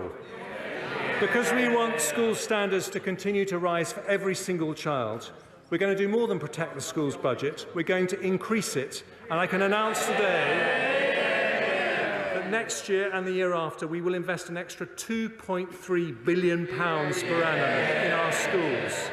Our message to heads and teachers and classroom assistants is thank you for your brilliant work. We need it to continue, and in difficult economic circumstances, a Conservative government is investing more in the public service that defines all our futures. Mr. Speaker, the service we depend on more than any other is the NHS. As a former Health Secretary, I know how hard people are working on the front line and how much they're struggling after the pandemic. The biggest issues are workforce shortages and pressures in the social care sector. So today I address them both. On staff shortages, the former chair of the Health and Social Care Select Committee put forward a case for a long-term workforce plan. He even wrote a book about it, which I've read. I've listened carefully to his proposals, and I believe they have merit. So the Department of Health and Social Care and the NHS will publish an independently verified plan for the number of doctors, nurses and other professionals we'll need in 5, 10 and 15 years' time, taking full account of the need for better retention and productivity improvements. I've also listened to extensive representations about the challenges facing the social care sector. It did a heroic job looking after children, disabled adults and older people during the pandemic. Its 1.6 million employees work incredibly hard, but even outside the pandemic, the increasing number of over 80s is putting massive pressure on their services. I also heard very real concerns from local authorities, particularly about their ability to deliver the Dilnot reforms immediately. So I will delay the implementation of this important reform for 2 years, allocating the funding to allow local authorities to provide more care packages. I also want the social care system to help free up some of the 13,500 hospital beds that are occupied by those who should be at home. So I've decided to allocate for adult social care additional grant funding of £1 billion next year and £1.7 billion the year after.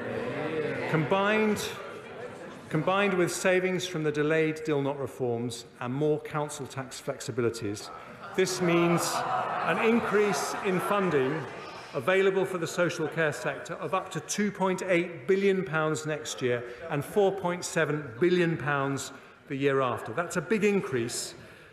But how we look after our most vulnerable citizens is not just a practical issue. It speaks to our values as a society. So today's decision will allow the social care system to deliver an estimated 200,000 more care packages over the next 2 years, the biggest increase in funding under any government of any colour in history.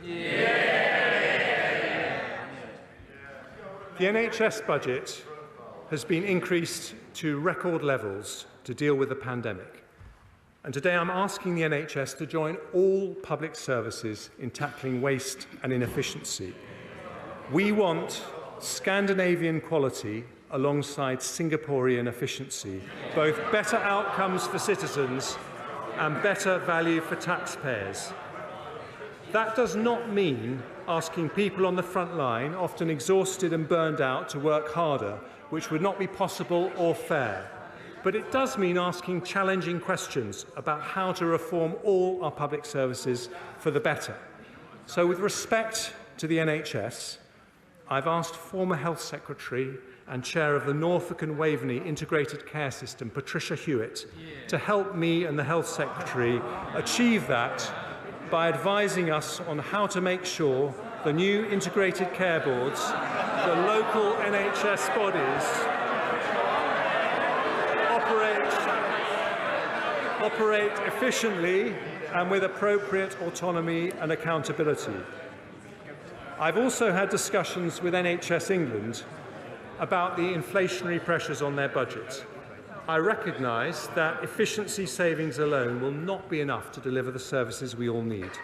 So because of difficult decisions taken elsewhere today, I will increase the NHS budget in each of the next 2 years by £3.3 billion.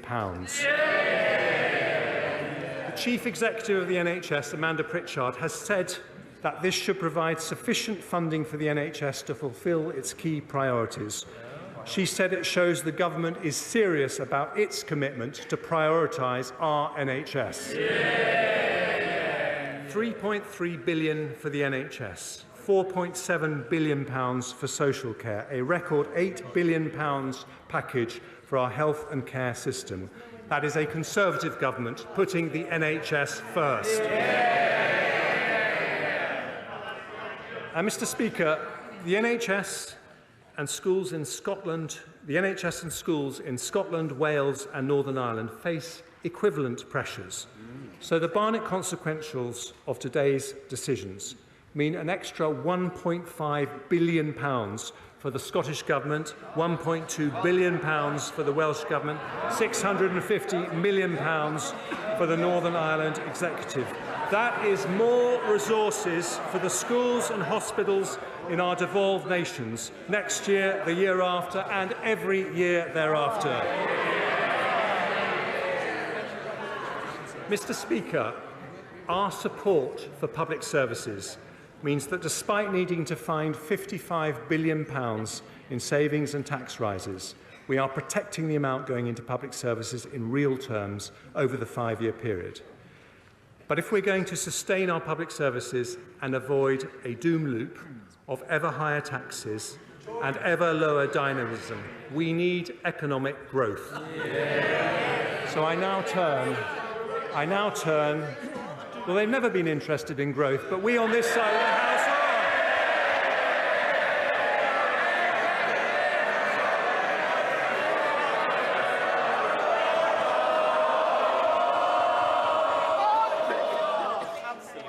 I want to get to the end of the budget statement like the rest of the people of this country.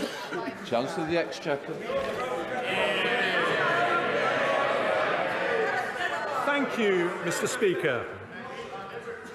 So let's start with a difficult message for the party opposite. You cannot borrow your way to growth.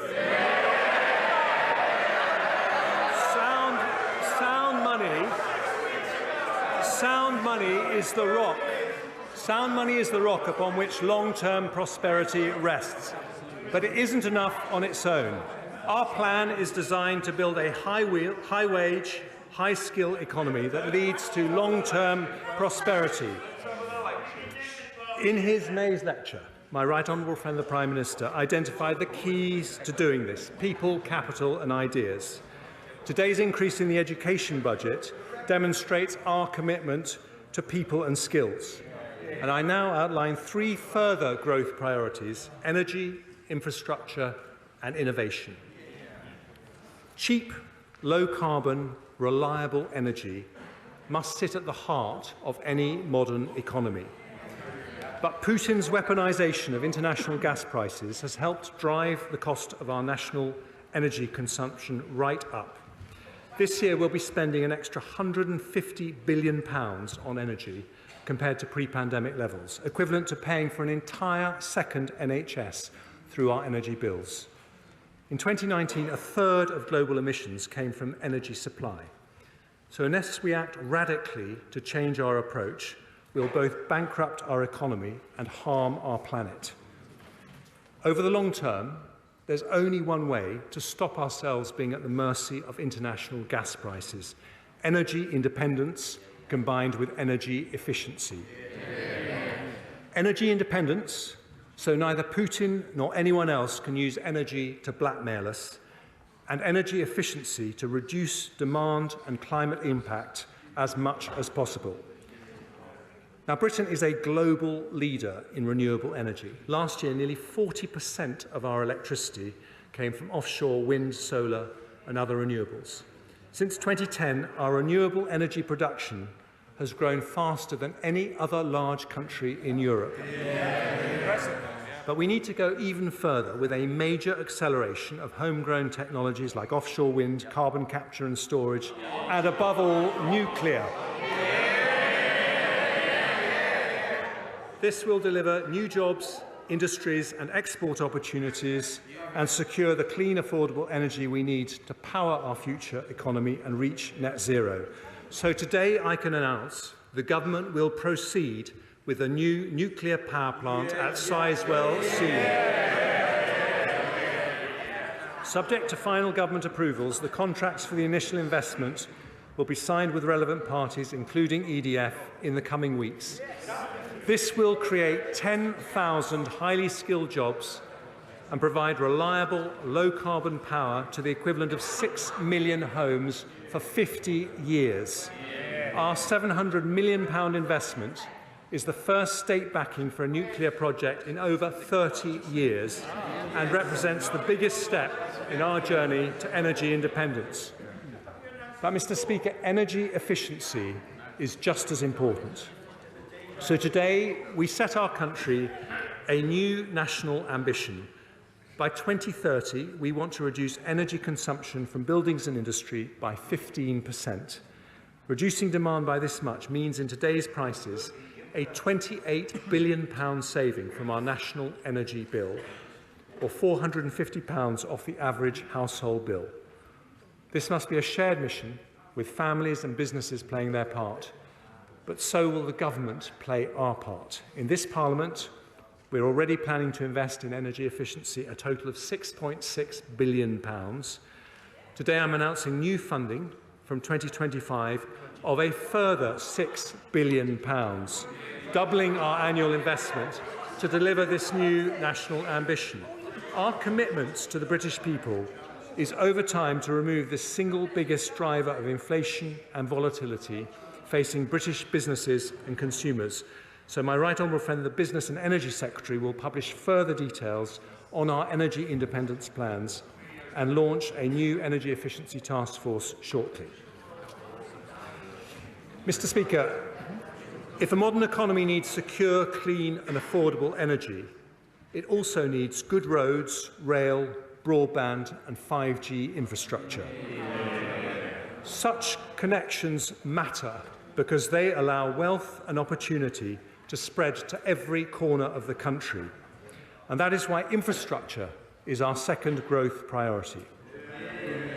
Thanks to decisions by this Conservative government, right now workers right across the country are building or maintaining thousands of miles of roads and railways, installing mobile masts and broadband cables to connect the remotest parts of rural Britain, building and repairing hospitals and constructing new wind turbines in the North Sea. When looking for cuts, capital is sometimes seen as an easy option, but doing so limits not our budgets, but our future. So today I can announce that I'm not cutting a penny from our capital budgets in the next 2 years and maintaining them at that level in cash terms for the following 3 years. That means that although we're not growing our capital budget as planned, it will still increase from £63 billion 4 years ago to £114 billion next year, £115 billion the year after, and remain at that level, more than double what it was under the last Labour government.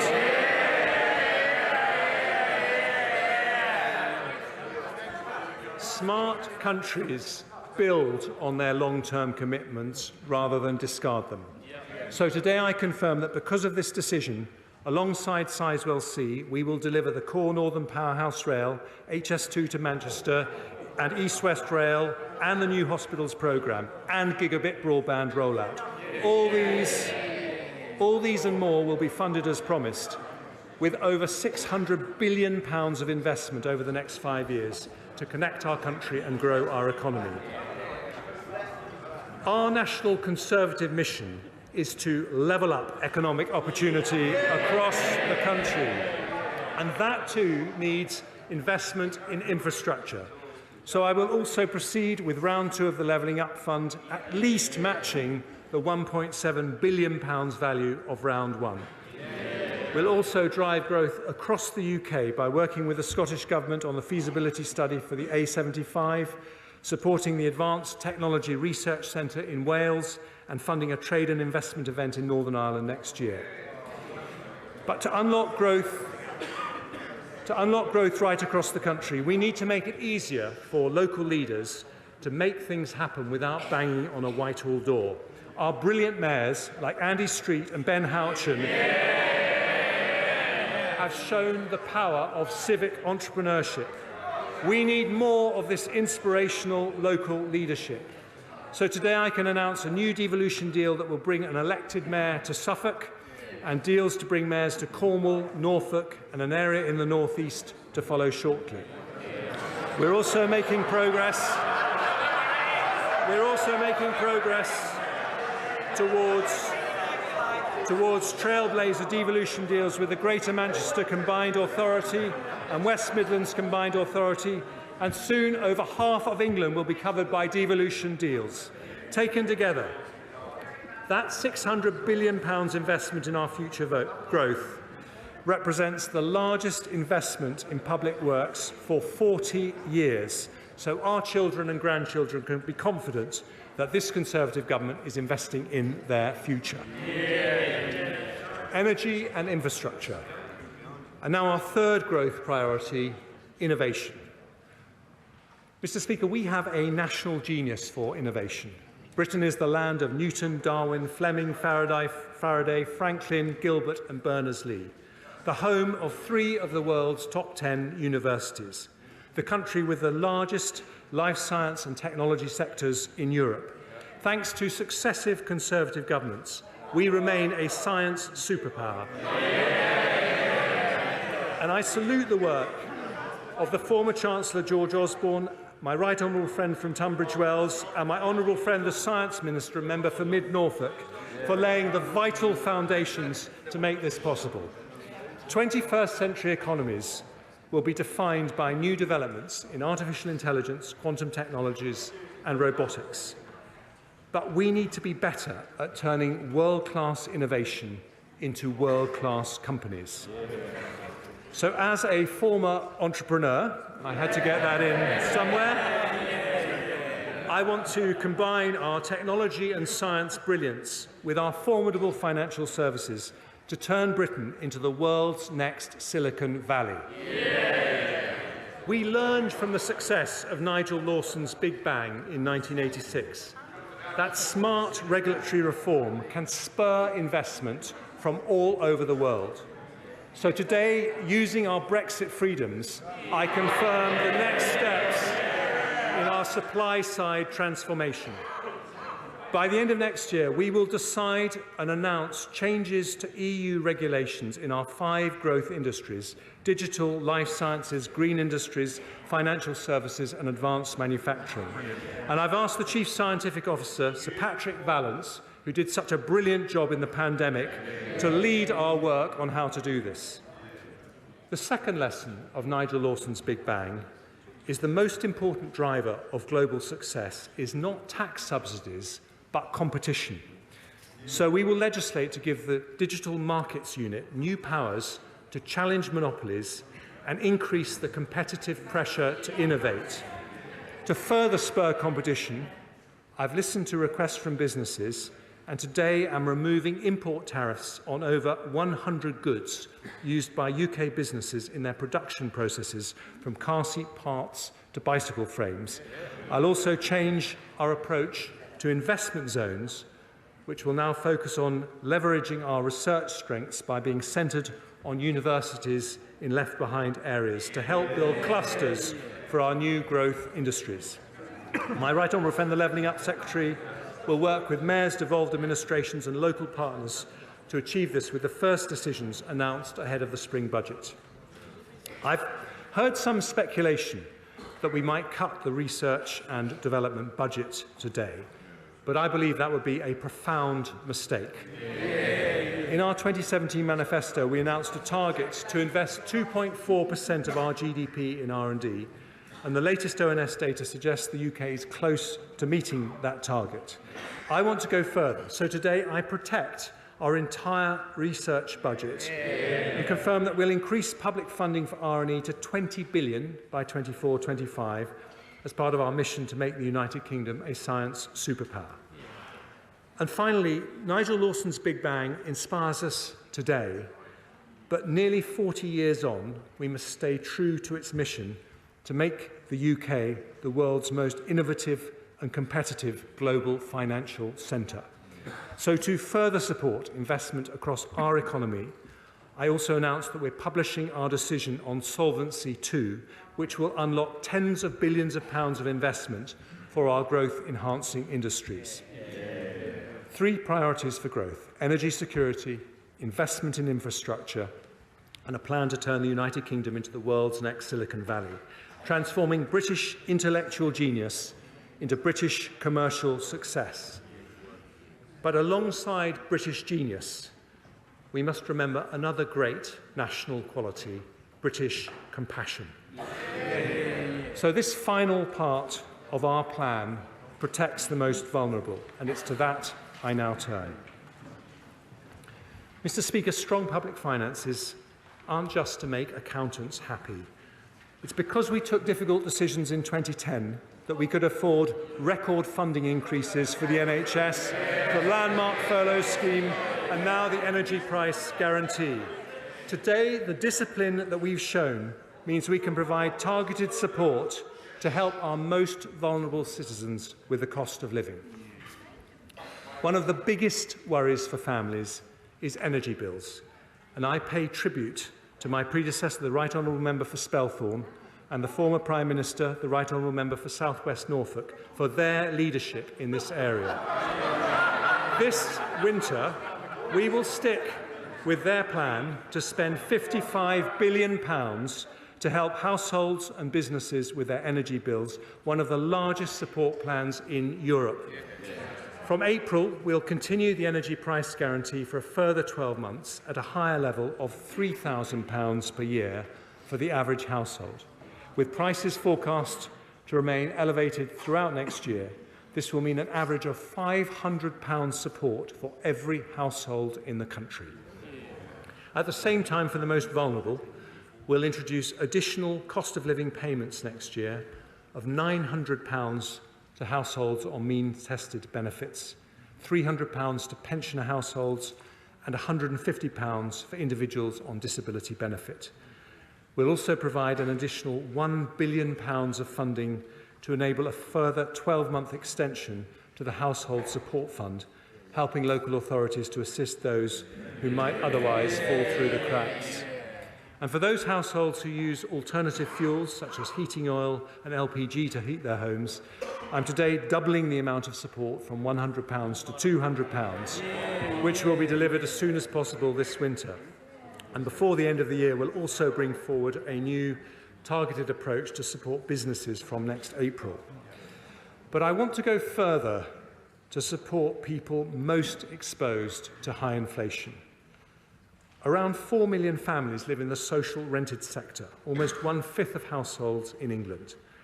Their rents are set at 1% above the September inflation rate, which means that on current plans, they're set to see rent hikes next year of up to 11%.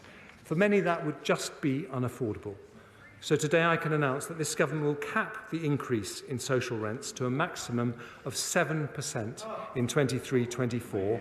Compared to current plans, that is a saving for the average tenant of £200 next year. This government introduced, I thought they cared about the most vulnerable.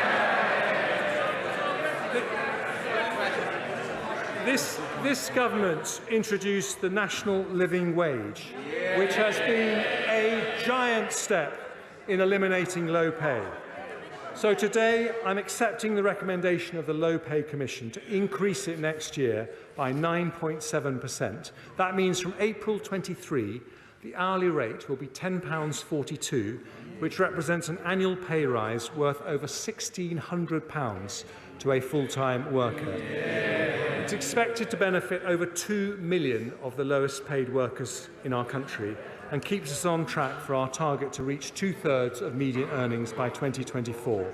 And it is the largest increase in the UK's national living wage ever. Mr. Speaker, there have also been some representations to keep the uplift to working age and disability benefits below the level of inflation, given the financial constraints we face. But that would not be consistent with our commitment to protect the most vulnerable. So today I also commit to uprate such benefits by inflation with an increase of 10.1%. That is an expensive commitment costing £11 billion, but it means 10 million working-age families will see a much-needed increase next year, which speaks to our priorities as a government and our priorities as a nation. On average, a family on universal credit will benefit next year by around £600, and to increase the number of households who can benefit from this decision, I'll also exceptionally increase the benefit cap with inflation next year. Finally, Mr. Speaker, I've talked a lot about British values of compassion, hard work, dignity, fairness. There is no more British value than our commitment to protect and honour those who built the country we live in. Yeah. So to support the poorest pensioners, I have decided to increase the pension credit by 10.1%, which is worth up to £1,470 for a couple and £960 for a single pensioner in our most vulnerable households. But the cost of living crisis is harming not just our poorest pensioners, but all pensioners. So because we've taken difficult decisions elsewhere today, I can also announce that we will fulfil our pledge to the country to protect the pensions triple lock.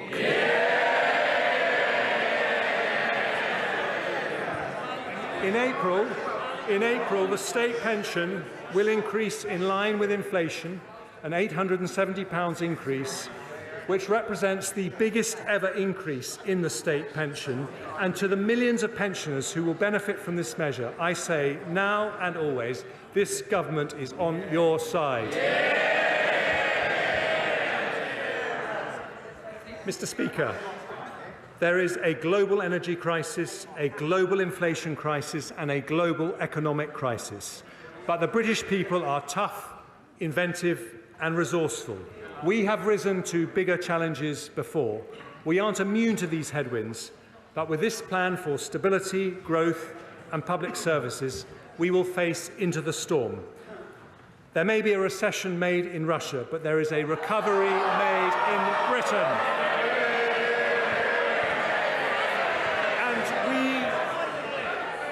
And we commit to our plan today with British resilience and British compassion. Because of the difficult decisions we take today, we strengthen our public finances, bring down inflation, protect jobs. We build the first state-backed nuclear power station for 30 years. We continue the biggest programme of capital investment for 40 years. We protect standards in schools, cut NHS waiting times, fund social care, cap energy bills, support those on benefits. We protect workers with the biggest ever increase in the national living wage, and our pensioners on the triple lock with the biggest ever increase in the state pension. This is a balanced plan for stability, a plan for growth, and a plan for public services. It shows that you don't need to choose either a strong economy or good public services. With Conservatives, and only with Conservatives, you get both. And I commend this statement to the House. Jeremy Hunt sitting down there being congratulated by the Prime Minister and his colleague in the Treasury. It's now time to hear Rachel Reeves for Labour, the Shadow Chancellor. Thank you, Mr. Speaker, and thank you to the Chancellor for that statement. So here we are, the end of 2022. 3 Prime Ministers, 4 Chancellors and 4 budgets later. And where do we find ourselves? In a worse place than we started the year. Inflation spiralling, growth plunging, living standards falling. Mr. Speaker, Britain is a great country with fantastic strengths. But because of this government's mistakes, we are being held back. What people will be asking themselves at the next election is this: are me and my family better off with a Conservative government? And the answer is no. The mess we are in is the result of 12 weeks of Conservative chaos, but also 12 years of Conservative economic failure. Growth dismal, investment down, wages squeezed, public services crumbling. And what does the Chancellor have to offer today? More of the same, with working people paying the price for his failure. The Chancellor should have come here today to ask for forgiveness. At the very least, he could have offered an apology. But no, instead he says that his predecessor was correct in his analysis at the mini-budget, that put our economy into freefall. All the country got today was an invoice for the economic carnage that this government has created. Never again can the Conservatives be seen as the party of economic competence. Now, it's been clear for weeks what they wanted to do. Step one, blame global factors. Step two, pretend the mini-budget has nothing to do with any of them. Step three, portray the Chancellor and Prime Minister as the people who can clear up the mess of their party's own making. And step four, attempt to lay some so-called traps for the Labour Party. They've even had George Osborne in to advise them on how to party like it's 2010. But, Mr. Speaker, this isn't a game. This is about people's lives.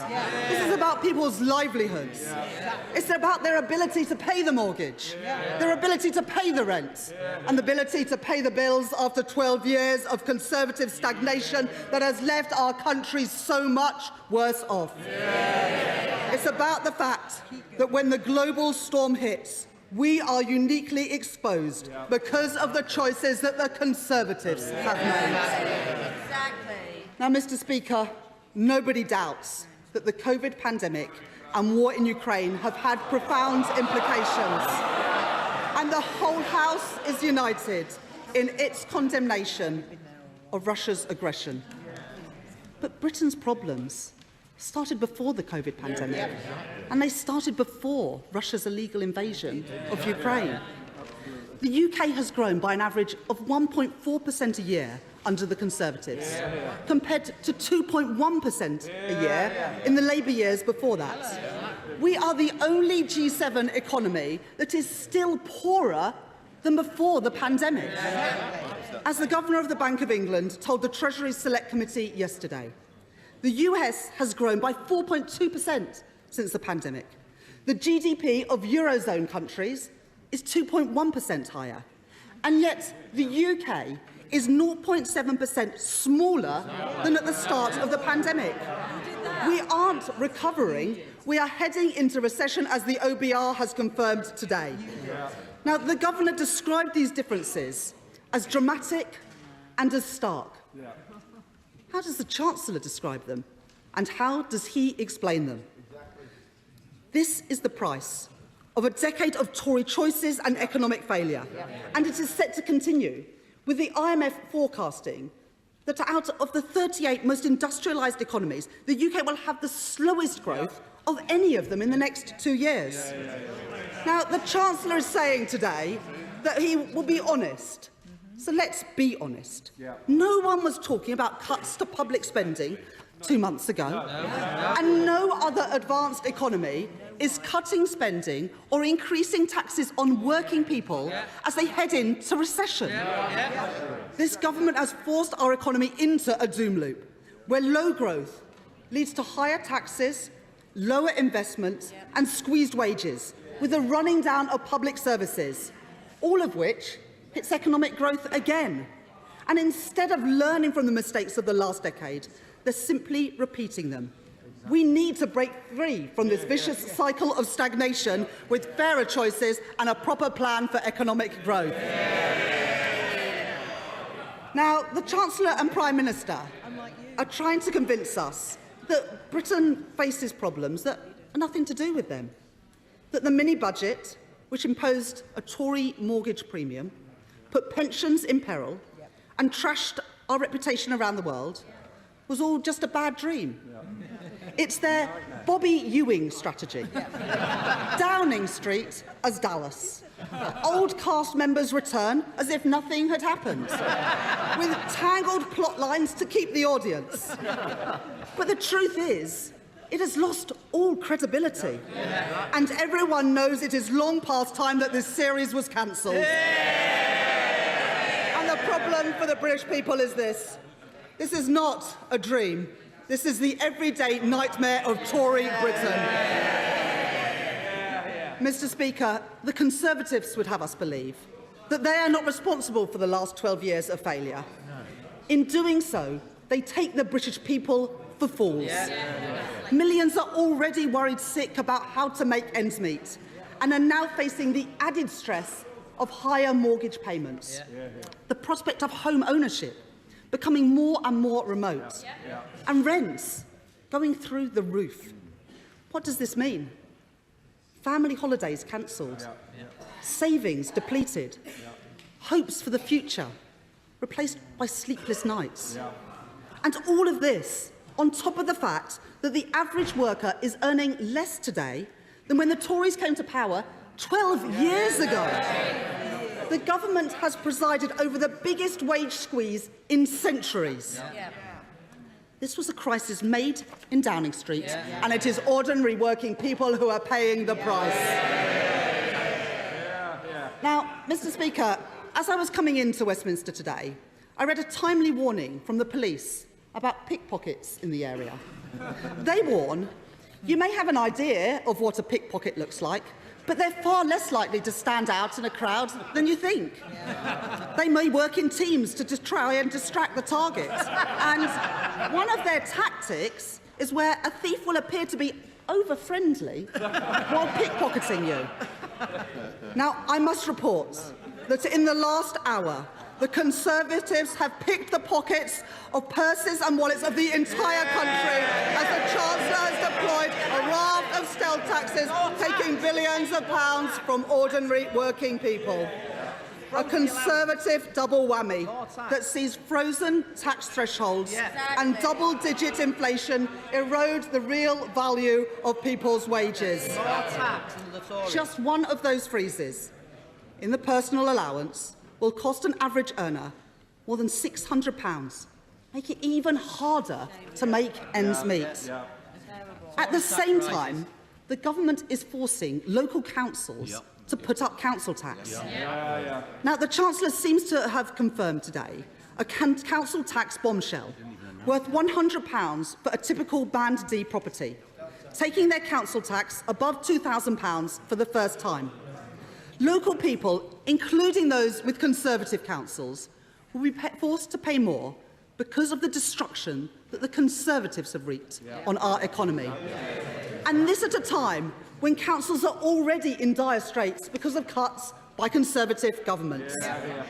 Now, they probably sat around the tables in Downing Street thinking that this was some clever trick. But no one is to blame except the government that's been in power for 12 years, not local authorities, but this Tory government. More taxes, more inflation, higher mortgages. And instead of tricks and stealth taxes, why don't they have a proper economic plan for Britain that puts working people at their heart? And why do they refuse to have a real industrial strategy that gives business certainty, unlocks investment, and means that Britain can once again lead the world in the industries of the future? Mr. Speaker, the Chancellor is trying to claim that this statement today is fair. Yet we learn that of all the things that he could save from the wreckage of the kamikaze budget that he chooses to press ahead with is their plan to lift the cap on bankers' bonuses. At a time when he's urging wage restraint for everybody else, how can he remotely claim that this is fair?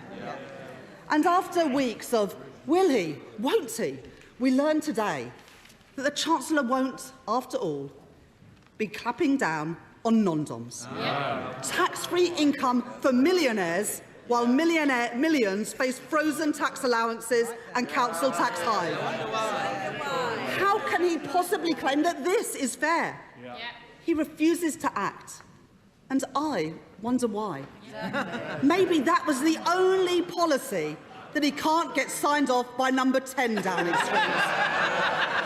I say, if you make your Britain your home, you should pay your taxes here.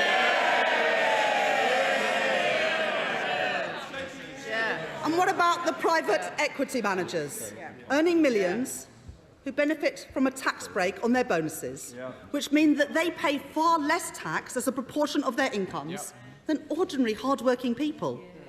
Did the Chancellor close that loophole today and make sure that they pay their fair share of tax? He did not. He made ordinary working people pay the price instead. Because, Mr. Speaker, time and time again, we've seen how quick the Conservatives are to raise taxes on working people. Now, the Chancellor has even compared himself to Scrooge. He's asking working people to take the hit, with less money in their pockets in the run-up to Christmas, but also for years to come. But if you're a banker, a non-dom, or a private equity manager, don't worry. Scrooge hasn't cancelled your Christmas. And that's before we even get onto the energy giants. After months of resistance, well, the Honourable Lady says from a sedentary what about taxes? Well, the non-doms don't pay taxes. That is the whole point, and that is why the Chancellor should have closed that loophole today. And this is before we even get on to the energy giants. Really? They don't pay taxes. And that's before we even get on to the energy giants. After months of resistance from this Prime Minister, the government has finally been dragged kicking and screaming to extend the windfall tax that Labour have been calling for since January. Yet they still leave billions of pounds on the table. Profits that are the windfalls of war. Because they have failed to close a huge loophole that they created that hands out massive tax breaks to those oil and gas giants for doing the things that they were going to do anyway. For those wondering why, some energy giants have paid no windfall tax in the last quarter, despite record profits and eye-watering bills for consumers. The answer is the decisions that this Prime Minister made when he was Chancellor, confirmed by the current Chancellor, lets the energy giants off the hook once again. Mr. Speaker, the government has announced plans for energy bills next year, but bill payers will still see prices go up next spring, leaving far too many people wondering how they'll make ends meet. For every pound of windfall tax left on the table, people are faced with higher prices on their bills. And the Tories' failure on energy goes back much further. They closed down gas storage, blocked onshore wind and solar, and slashed support for home insulation. Now, today the Chancellor says that he will act on energy efficiency, but I'm afraid it's all far too late. We called for the insulation of 2 million homes a year more than 12 months ago that could cut bills by £1,000, not just for 1 year, but for every year to come. And they did nothing. Insulation levels in 2021 were 20 times lower than in 2010 because of their neglect. And now he proposes a package, but we have to wait until 2025 for them to act. Why? When people are facing a bills crisis now, years and years will have gone by. While he sits back, millions of families could have been helped, and they have not been. And still they block renewable power, like onshore wind, that could bring energy bills down, create good jobs in all parts of the country, and ensure that Britain can lead the way in the industries of the future. Clean power is the right solution to the energy price crisis, but yet again the Conservatives have failed. They have failed to protect us from future shocks, failed to tackle the cost of living crisis, and failed to take the decisions in our country's national interest. It is because they have failed to grow the economy that they are having to bring forward yet another statement with tax rises and spending cuts. The last Prime Minister and Chancellor embarked on a reckless sugar rush that abandoned fiscal rectitude, and they all cheered for it. But the current Prime Minister and Chancellor, have given up on growth altogether. And how do we know? Because the Office of Budget Responsibility has seen their plans, and they've downgraded growth in the months and years ahead. Achieving the levels of growth this country needs isn't like flicking on a switch. No. We need a serious long-term plan to get our economy growing again, powered by the talents and efforts of millions of ordinary working people and thousands of businesses. We need a fairer, greener, more dynamic economy, creating good jobs in every part of the country, in homegrown renewables, in green hydrogen, in carbon capture and storage, with Labour's Green Prosperity Plan, with a modern industrial strategy where government works hand in hand with business, properly fixing business rates so that small businesses and our high street businesses thrive again, and fixing the holes in the government's Brexit deal to help UK businesses trade and compete in the world, and ensuring that Britain is the best place to start and grow a business. That is what a Labour government will do. Mr. Speaker, while our public services are struggling and working people are being stretched, the rampant waste and cronyism from this government continues apace. It does not seem to concern the Chancellor that his government dished out £3.5 billion of contracts to friends and donors of the Conservative Party. And the latest Prime Minister spent so much time when he was Chancellor practising his signature for his glossy Instagram graphics that he failed to put in place even the most simple checks on COVID support.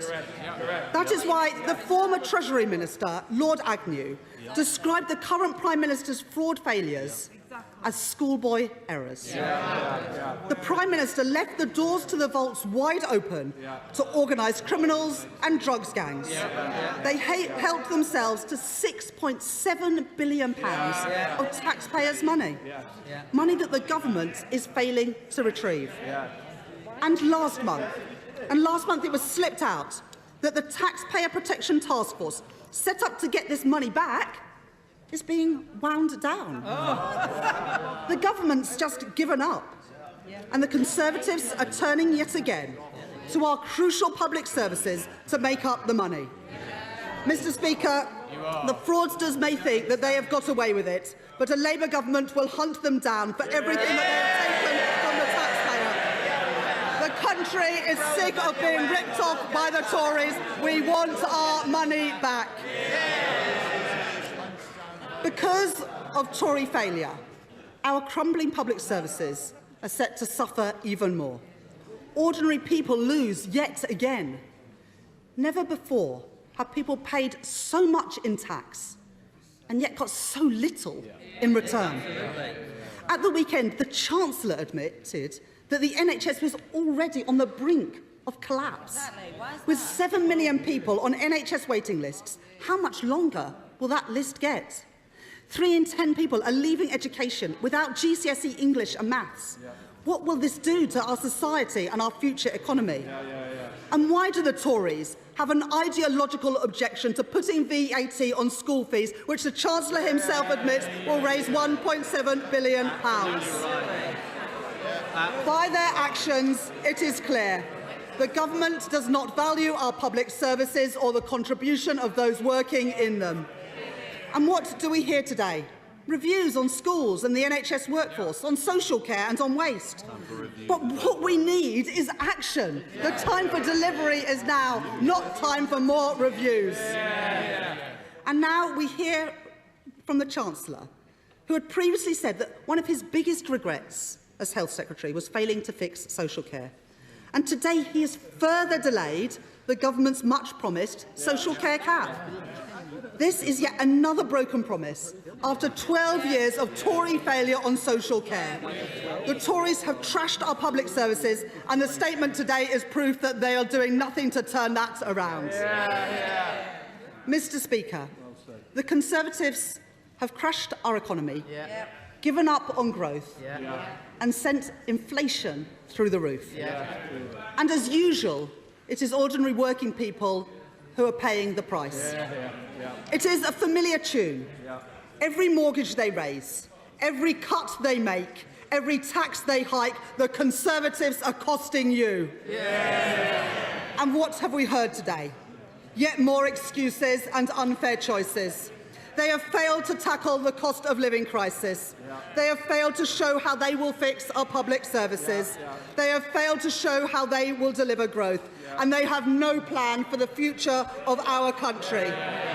And everything we have heard today, and after 12 long years of Tory failure, the conclusion that we must come to is that Britain can no longer afford a Conservative government.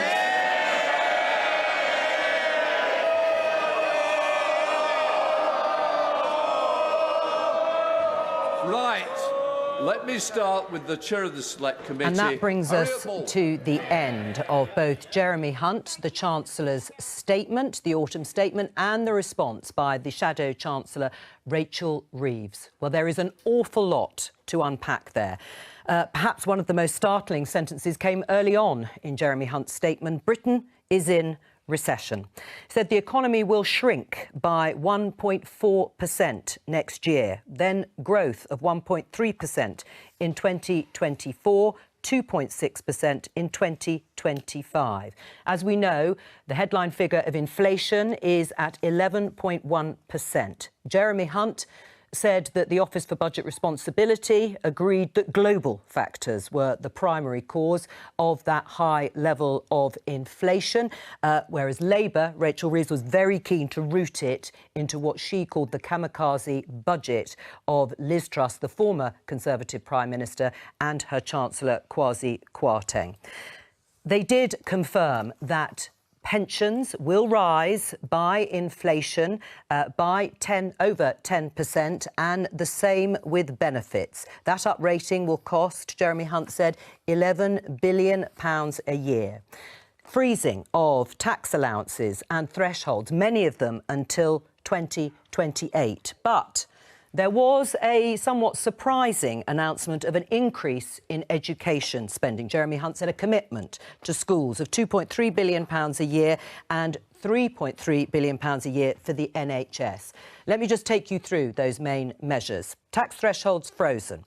The top rate tax threshold reduced from £150,000 to £125,140. As I said, those increases in education spending, and then £2.8 billion for social care. Overseas aid to remain at 0.5% of GDP, not going back up to 0.7% until the economy, Jeremy Hunt says, it can.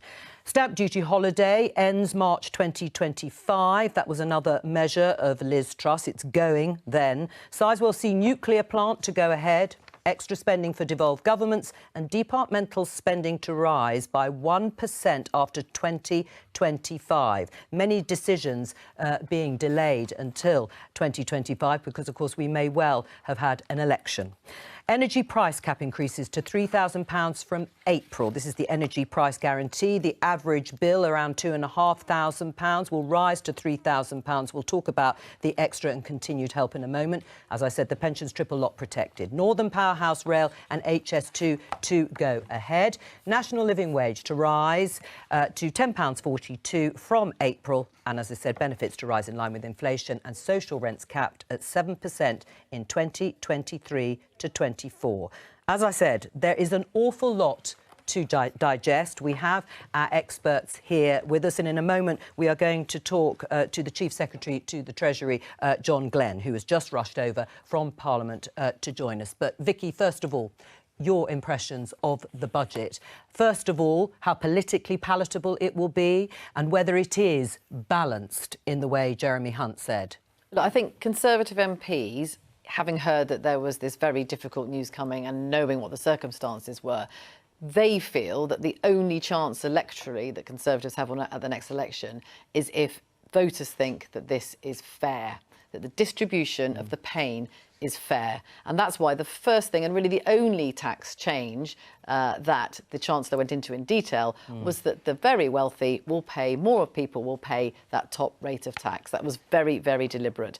What he didn't go into detail about was the freezing of the tax thresholds, which we've talked about before. They're called stealth taxes because they sound quite benign. In the end, it means millions more people will pay more tax. There was absolutely no doubt about that. The other side of this, of course, was protection for some, for pensioners and for those on benefits. Again, that's all about the fairness argument for the Conservatives. There was a bit of a rabbit, as you said, the education spending. Not many people were actually thinking about that. But it is important to look at some of that detail and things like the energy package.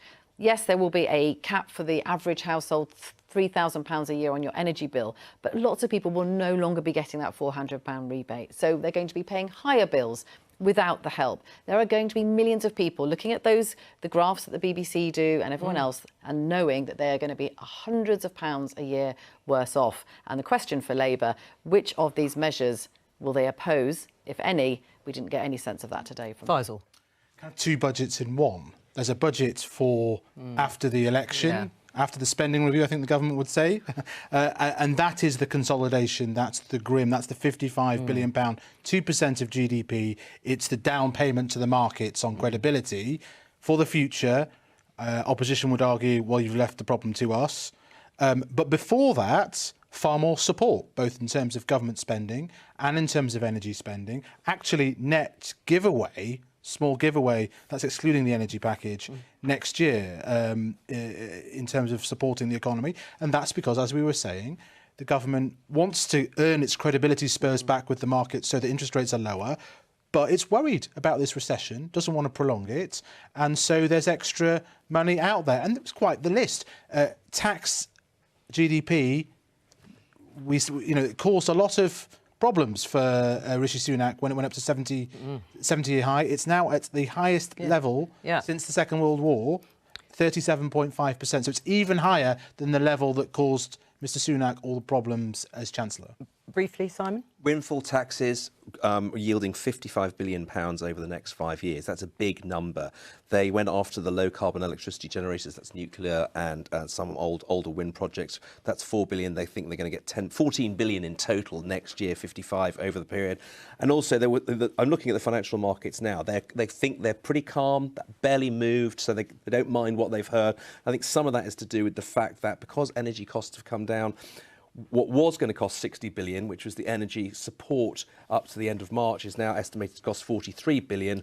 And what was running at 60 billion per every 6 months, it's going to come down to 25 billion from March onwards, because they're going to make it slightly less generous, but with some extra giveaways to people on the lowest income. So financial markets probably like this because actually they're not having to stump up as much money and lend as much money to the government as they previously thought.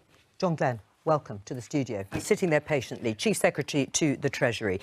Tough decisions announced today, as Jeremy Hunt has admitted. Do you now accept that much of the substance of those tough decisions are in part necessary because of the economic mismanagement of Liz Truss and Kwasi Kwarteng from the mini-budget under that Conservative government in September? No, I don't. I think mistakes were made, and when the Chancellor came into office, he acknowledged that and he corrected the mistakes of that mini-budget within 3 days. What we're dealing with here is a set of global challenges, particularly inflation. With inflation at 11%, a rate that we haven't seen for 40 years, that gets everywhere. It damages savings. It damages the prospects of growth in the economy.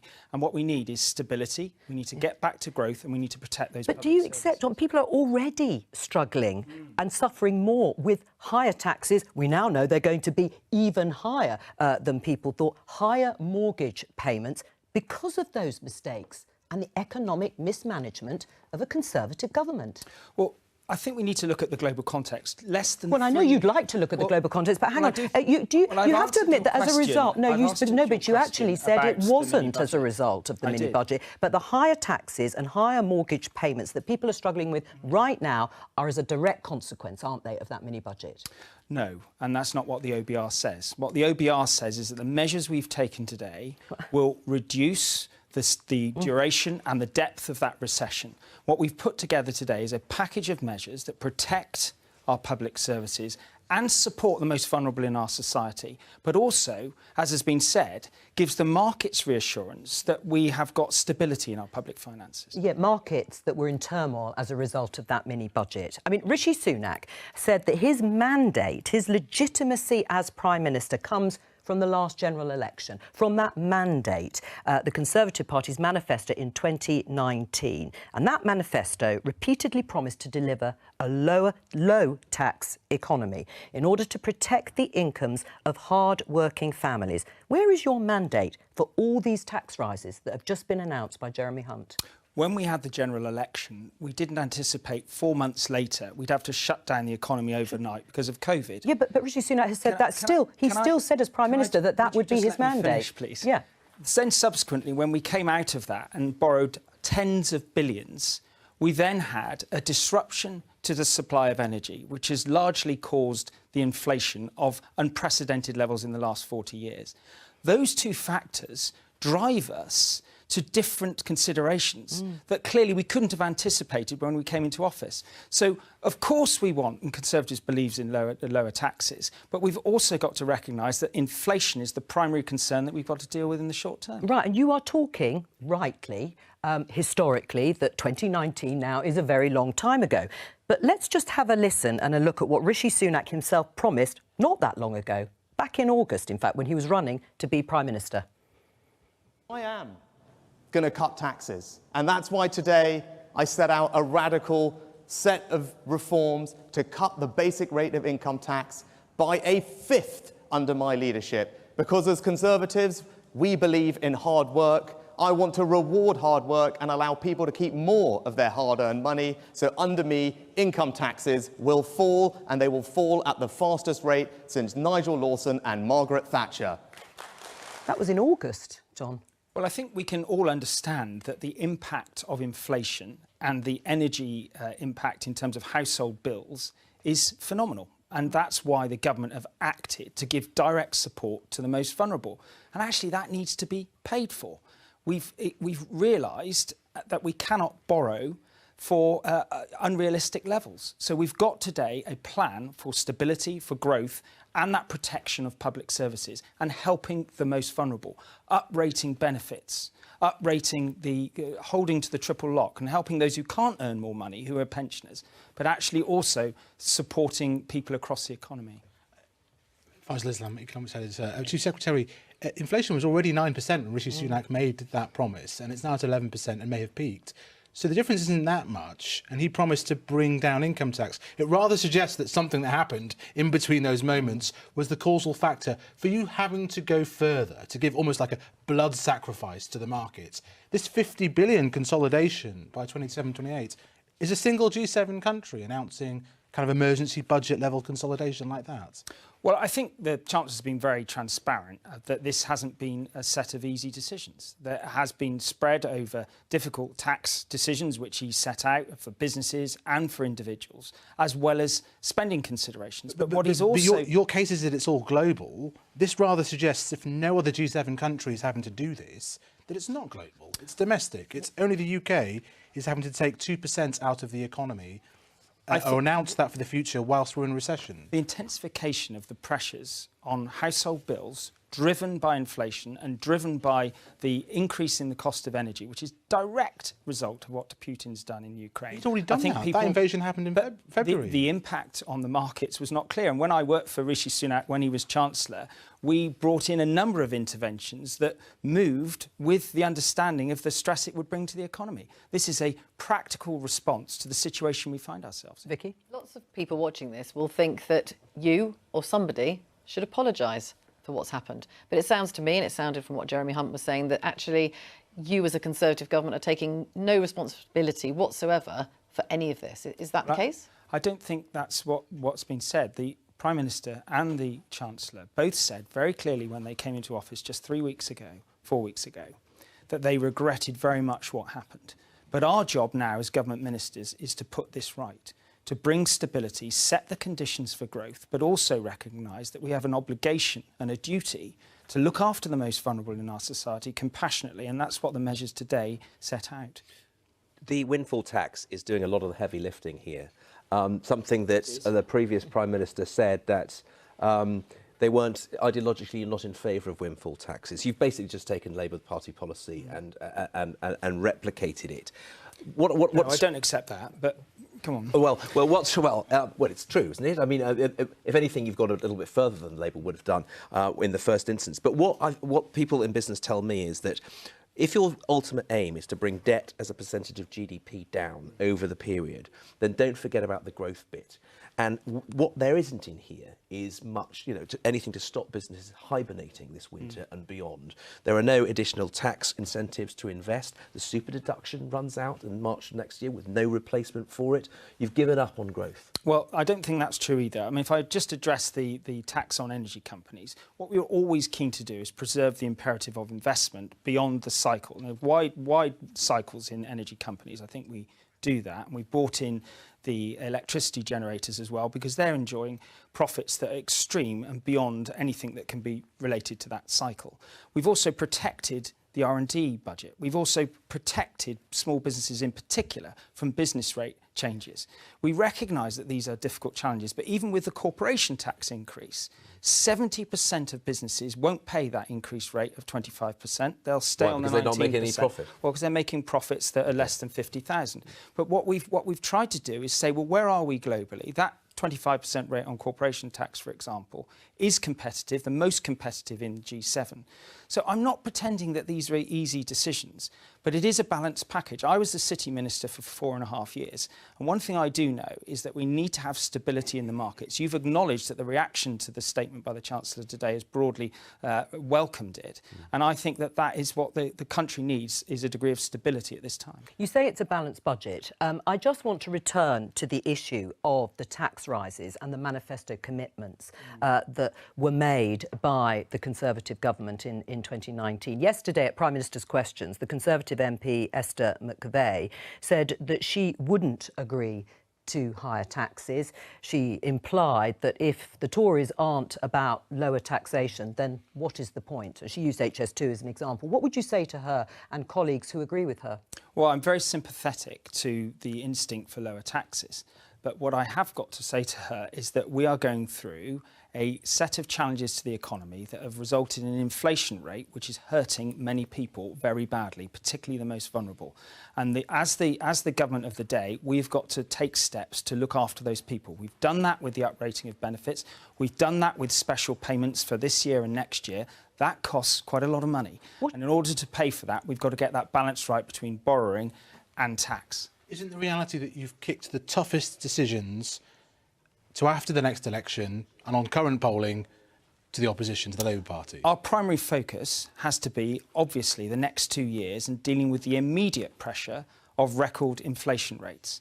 But if you look at the profile of spending thereafter and you relate it back to what we saw in 2010 or 2015, you'll see that those changes are much, much less. So we are keeping a commitment to the capital budget. It was 50 billion in 2010. It's 115 billion next year. And as Chief Sec, public sector workers will look at pensioners and they will look at benefit recipients getting 10%. How can you look them in the eye, a nurse that we were clapping in the pandemic, a school teacher, and say you can only have 3 or 4% when inflation is now at 11%? Well, the extra 8 billion given to the NHS, 3.3, and 4.7 billion to social care. That's for wages, is it? Well, they all feed into the pay board reviews, which, as you know, happen every spring.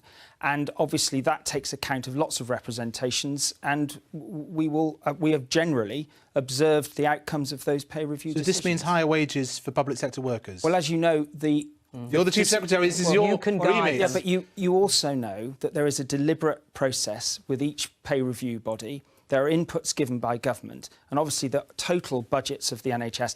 Yeah, Amanda Pritchard has welcomed what we've done today for the NHS. She has welcomed it and says we're serious about fixing the challenges that they face, which are mostly from the COVID background. And yet there'll still be strikes probably going ahead by nurses. Well, I sincerely hope not. I do value, obviously, what nurses have done. They're under a lot of strain, and that's why the Chancellor has put in the extra money today. All right. John Glenn, Chief Secretary to the Treasury, thank you very much for joining us. It's interesting, Vicky, John Glenn saying to colleagues like Esther McVey and others within the party that I'm afraid we just can't achieve the ambitions that we would like to, the instinct of being a low or lower tax economy. Just to show people tax as a percentage of GDP, if we can see here on the graph, this is not taking in today's figures. It was 36.3%. It's now gone up to 37.5%. That's quite a sizable increase. Now, people would say you can look at other European countries, comparable European countries, and say their taxes are higher, but the argument might be the public services are better. Yeah, I mean, I think people like Esther McVey and others were unhappy before, as you say, with the tax burden where it was, and they're going to be even more unhappy now. The big question is, how far are they willing to take it in terms of when it comes to a vote, if it comes to a vote at some point, of course, next year, will they oppose these changes? Now, I think since the turmoil, really, of Liz Truss's leadership, things have calmed down in terms of rebellions and all the rest of it. But, you know, they will be looking at this and thinking this is not why we became Conservatives. And it's whether they buy the argument that actually this needs to happen, and it needs to happen because people want public services to be funded. Let's welcome Paul Johnson, Director of the Institute for Fiscal Studies, who always joins us pretty well on these occasions. Welcome to you. Your first impressions and response to what you heard from Jeremy Hunt. An awful lot going on here. In some ways, it'll be quite a relief, I think, for a lot of people, because there's not really spending cuts over the next couple of years, as was somewhat trailed, either for benefits or for public services, and limited tax rises in the short run, mostly on those with higher incomes. What the Chancellor has done, though, is pencil in some really tough spending periods after the next election. So we wait to see whether those really happen. Two other things it's worth saying. One is that his fiscal problem is driven overwhelmingly by what he's having to pay on debt interest. I mean, that's what's really changed since March, since the last time we got the OBR numbers. Debt interest payments are going to reach close to record levels, and that is a very clear indication of the problems that you get when you've got high debt, high borrowing, high inflation, and the Bank of England holding a lot of that debt. The second thing I'd say is, you look at the OBR numbers, we've got the worst 2 years, in their view, for living standards pretty much in history. A really big drop they are forecasting in household incomes. Right, and that is going to be very tough with people already facing higher energy bills, even with some of the help from the government and rising prices, of course, on things like weekly shop. We were expecting a freeze in income tax thresholds, and we got it. In terms of people's salaries and the amount they're paying, even though they are called so-called stealth taxes, people are going to be paying more tax, aren't they? Yes, I mean, in terms of the next 2 or 3 years, that was all announced back in 2021, but because inflation's so much higher, it's a much bigger tax rise. In fact, the amount additional raised in the last couple of years is very small, because inflation is expected to be lower, and the OBR actually has inflation going negative at one point, I think in 2024 or 2025, which is pretty remarkable if we see it, because, of course, you get, hopefully, these increases in energy and food prices dropping out and indeed falling.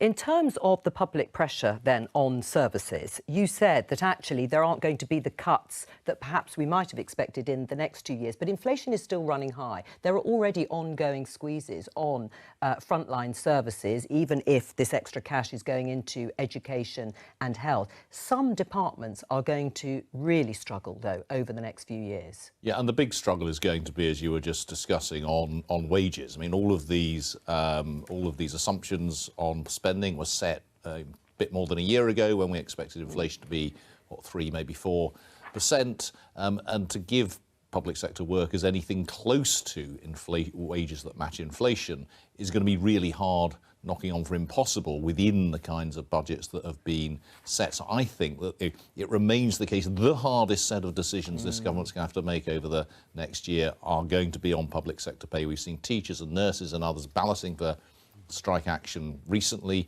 and it looks like next year they'll get, yet again, well below inflation pay rises. And the differences between private sector and public sector at this point? Well, on pay, we've seen public sector do worse than the private sector for the last 10 years. They're doing worse than the private sector at the moment. It is worth saying that their pensions remain massively more generous than anything in the public in the private sector. If I was the government, I would be looking at trying to rebalance that, because actually a lot of public sector workers need that money now. Right. And in terms, just briefly to go back to the mini budget, we were talking to John Glenn about how much he should apologise for what they called the mistakes made. Has today's announcements by Jeremy Hunt rectified, as he would see it, those mistakes?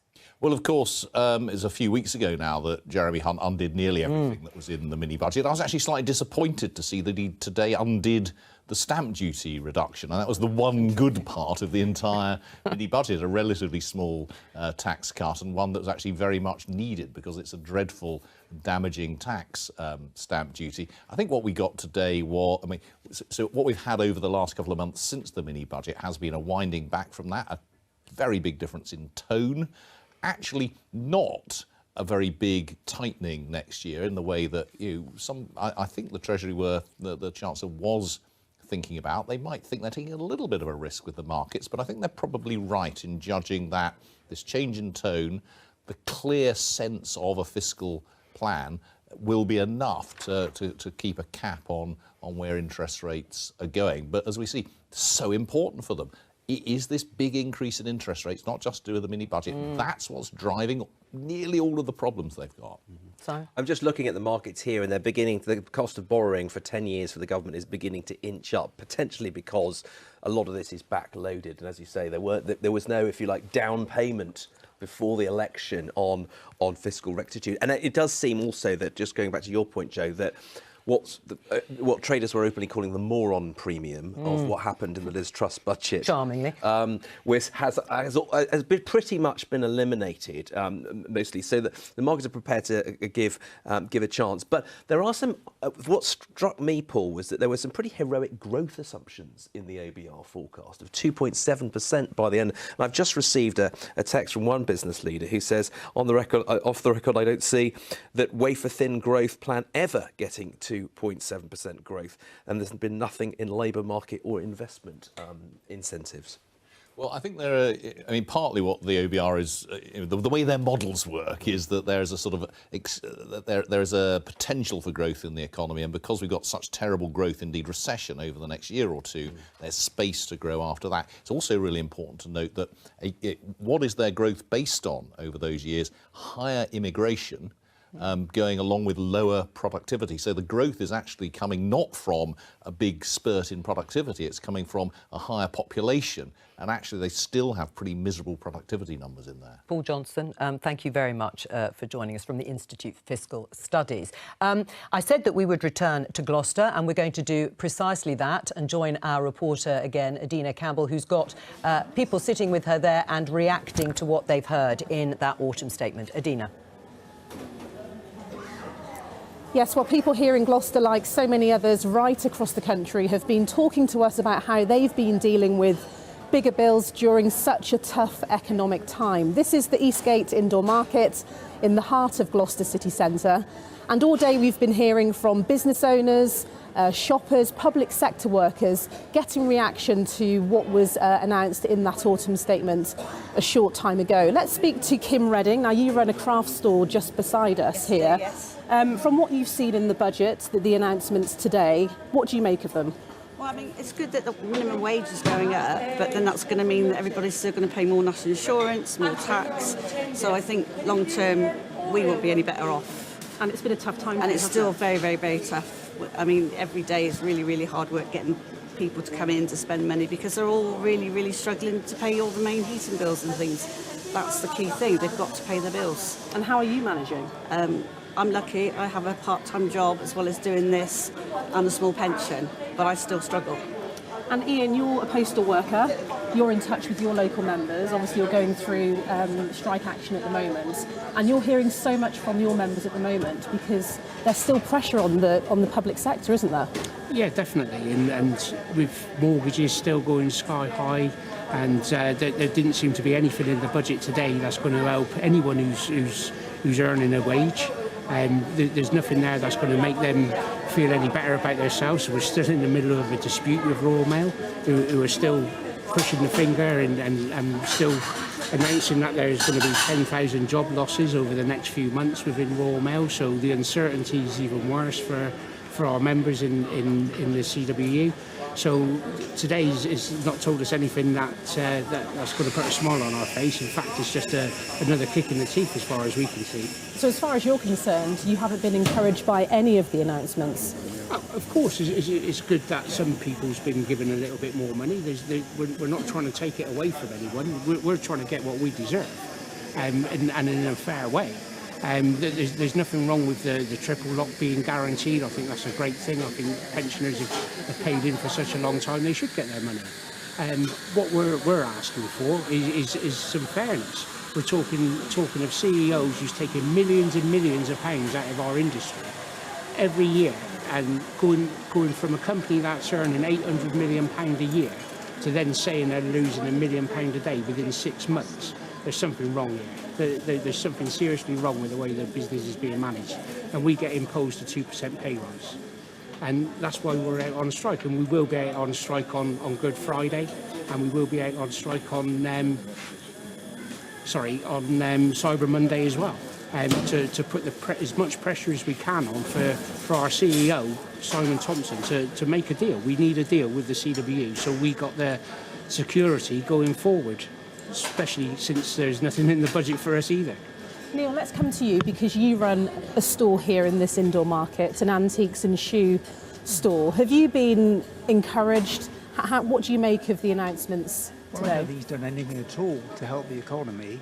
He's giving the people on the lowest wage grains of sand in an ocean. It's nothing. It's not making a difference to their cost of living.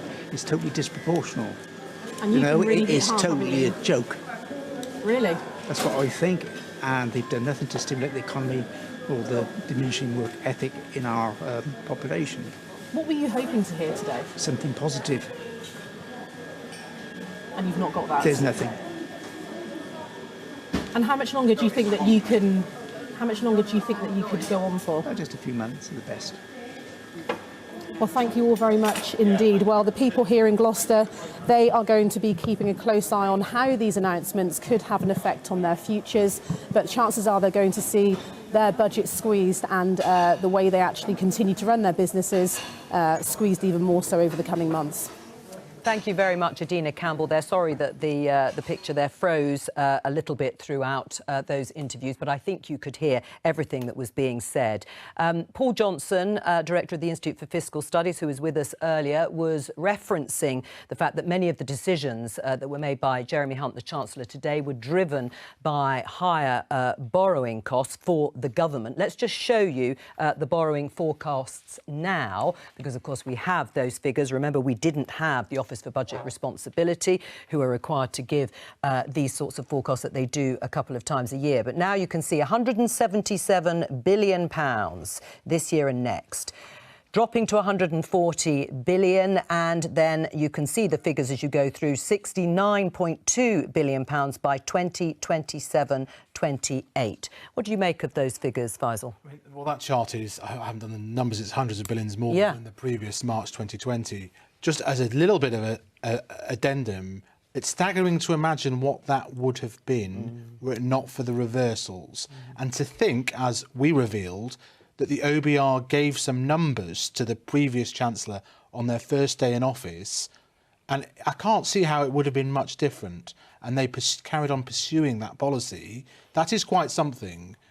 I mean, I'd be surprised if there wasn't an inquiry into it, frankly, because it was, you know, to end up with this after you reversed all the measures. What did that look like before the measures? Park that.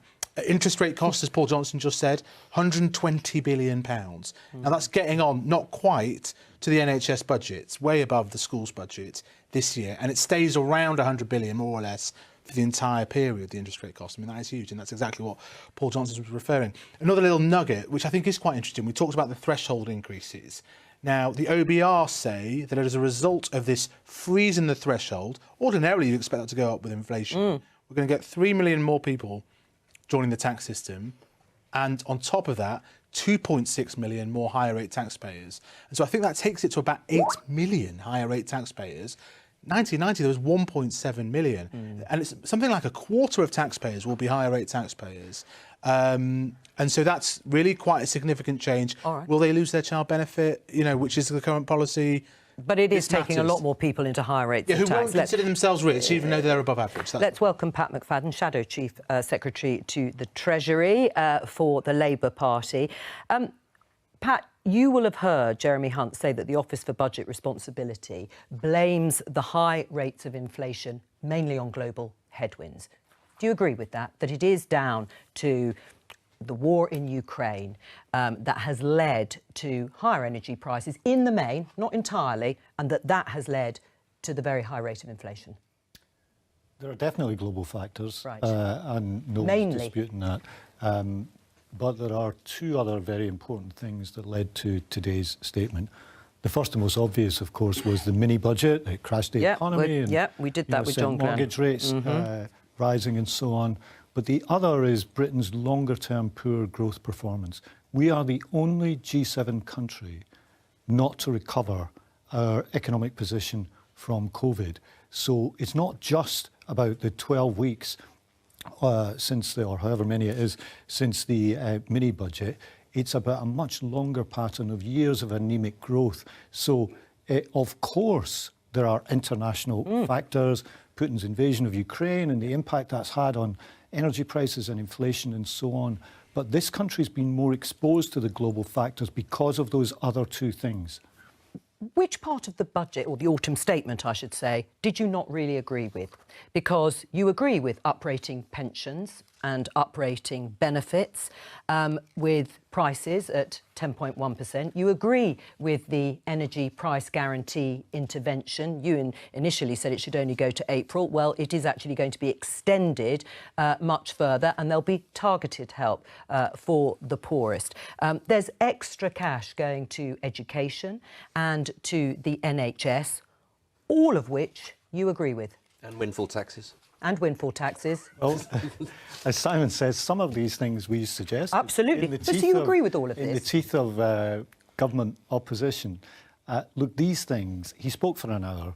There's an awful lot of measures. Yes. I've been around politics for quite a long time, and one of the things I've learned is that when you get a budget which has got however many dozen measures in it, the best thing to do is digest it for a couple of days before pronouncing on each and every one. But you don't disagree with any of those. And the windfall tax, as Simon quite rightly said, you suggested they've, to some extent, taken it on. Look, they have to some extent, though we think there are still loopholes in it, which has left some money on the table. Well, but look, it's going to raise £14 billion, according to Jeremy Hunt. The minimum wage was a Labour policy. So they've taken your statement and budget, and they've left you with nowhere to go. Well, no, I don't think that, because we can come back to what might happen in 2 years.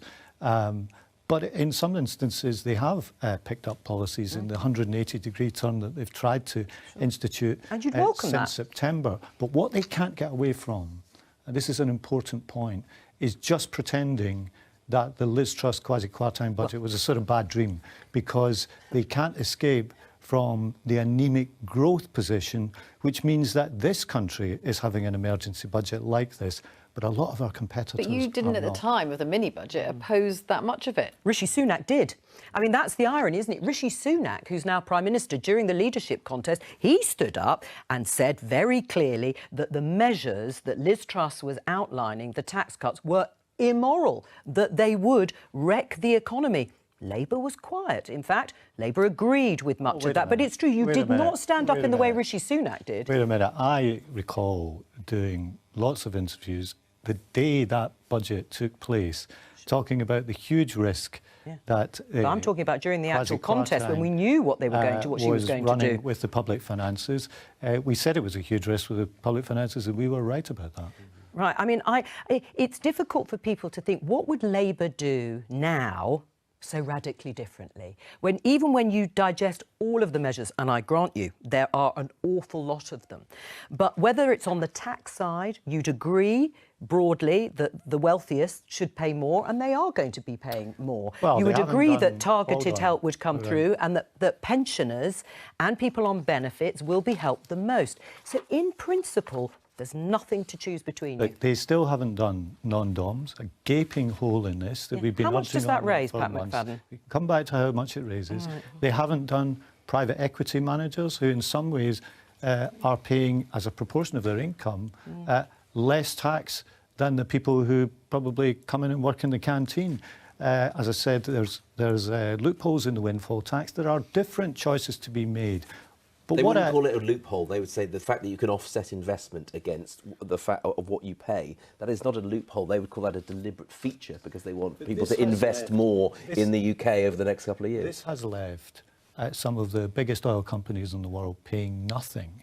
It's true, Shell paid nothing this year. Because they are, in effect, being given money back for things they were going to do anyway. Right, but can we come back? Let's do the figure for the non-DOMs, because it would raise about £3 billion a year, wouldn't it? £3 billion a year. When you look at some of the announcements today and what we were talking about, the black hole in the public finances, yes, £3 billion a year is a significant amount. It's not as big as some of the other measures that have been taken. Again, what will distinguish you in 2 years' time when that election happens in 2024? You are going to inherit an awful lot of what was announced today, and particularly some of the spending consolidation that goes beyond 2024. You will have to embrace austerity. Well, let's look at 2 years' time. One of the things that the country's learned in the past couple of months is what happens if you have no regard to financial stability. We saw that in the market reaction to the mini-budget and everything that happened, the Emergency Bank of England interventions and so on. And that's why we've been keen to say that when we announce a policy, we'll say how we're going to pay for it.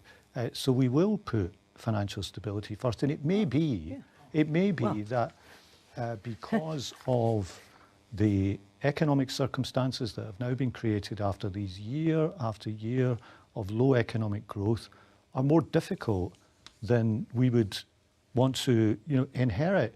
You inherit the situation you do inherit. And I want to say to the British public, you've just seen what happens when you go for a quick fix sugar rush and the reaction that had and what it did to mortgage rates.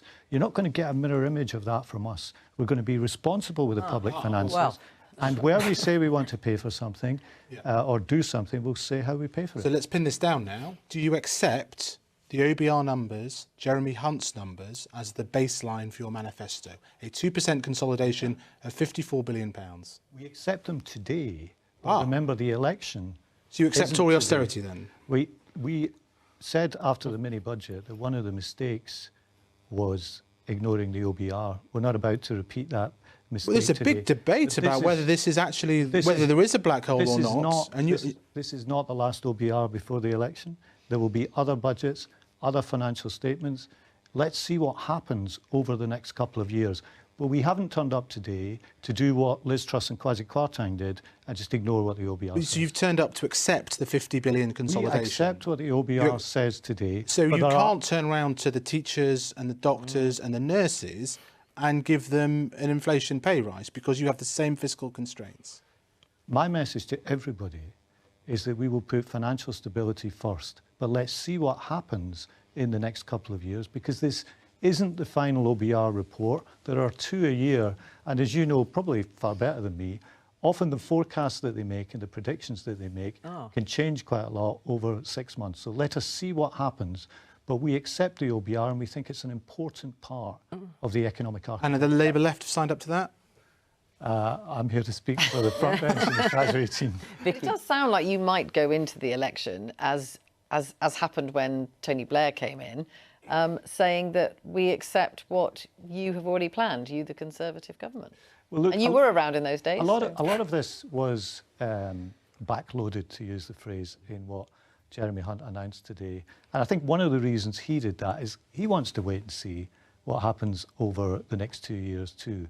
So there will be more budget statements between now and then. There'll be more OBR reports.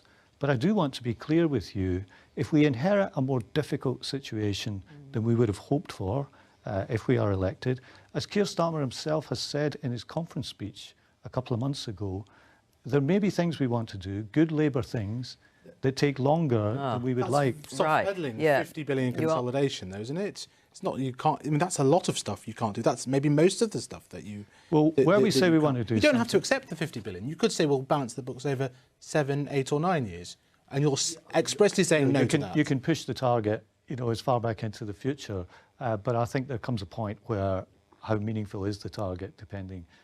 But you've rejected that approach. You've rejected saying, actually, we don't want to have the same target. You have the same target as Jeremy Hunt. Let's be clear, and the same numbers. And you're taking those into the next election. I'm just... can't say we're taking them into the next election because this isn't the last OBR before the election. This is their view of the situation today. It's a radically different view from their last report in March. If the election's in 2 years' time, there may be how many more? 3, 4 more OBR reports between now and then. Let us see what happens, but we will put financial stability first. Pat McFadden, Shadow Chief Secretary to the Treasury, thank you very much for joining us. When we were all sat here at the end of September, the 23rd of September, for the mini-budget, we spoke to Jane Foley from Rabobank. She said then that her clients were panicking to some extent as to what they saw in terms of market reaction. Jane joins us now. What's the reaction today, Jane? Well, thankfully, it's far more boring, which is, of course, what the Chancellor had expected or had tried to achieve. And we had a series, of course, of reports over the last few weeks as to what those fiscal austerity measures would be, and that the size of that fiscal black hole at 50 billion, well within the realms of what we had been fed in the last few weeks. Now, in terms of the market reaction today, well, what we have is gilts selling off just moderately, just by a fairly small amount. The market pricing in just a little bit more in terms of an interest rate hike from the Bank of England than they were this morning, but just over 50 basis points, half of 1% from the bank. And that's probably because, of course, a lot of the austerity measures have been backloaded to the end of this fiscal period, and that means that they won't be hitting soon, which probably leaves the Bank of England a little bit more work to do in terms of bringing down inflation through monetary policy, because fiscal policy perhaps won't be pulling quite as hard. But it is really, compared with September, a far calmer market reaction. Yes, you say boring compared to the end of September. But as you say, some of the pain, if you like, has been pushed a little bit into the future. Do you think the markets broadly have been calm to the extent that Jeremy Hunt and Rishi Sunak were hoping? Well, probably. I mean, sterling is a little bit lower from the announcement. That perhaps will be a little bit of a disappointment to them. But of course, we've had a lot of a dollar weakness recently, and that's brought up the price of sterling against the US dollar. So it looks a lot better than it did just a couple of weeks ago.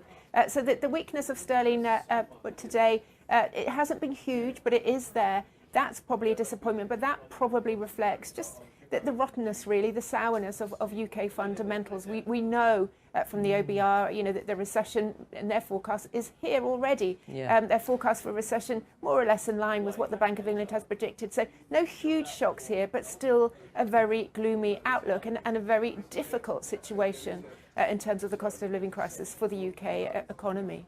Jane Foley, thank you very much. Picking up on that final point, Vicky, the fundamentals in the UK economy, certainly from Jane Foley's perspective, they're still very weak, they're still very gloomy. There will be a sense of how long the recession will last. Jeremy Hunt very much hoping it will be shorter than perhaps we initially thought and not as deep, because then politically this government will be in very big trouble.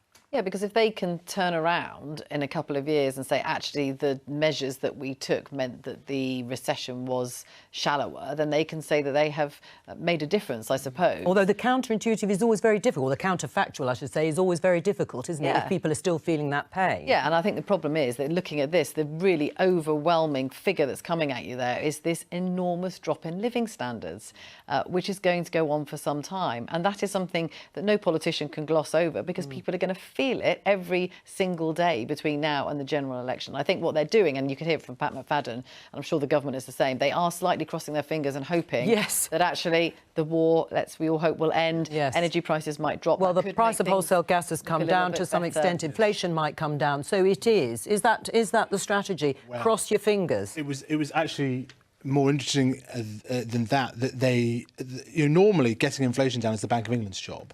What you saw rhetorically a couple of times there from the Chancellor was him saying, well, it's also my job, actually, which is not necessarily the case.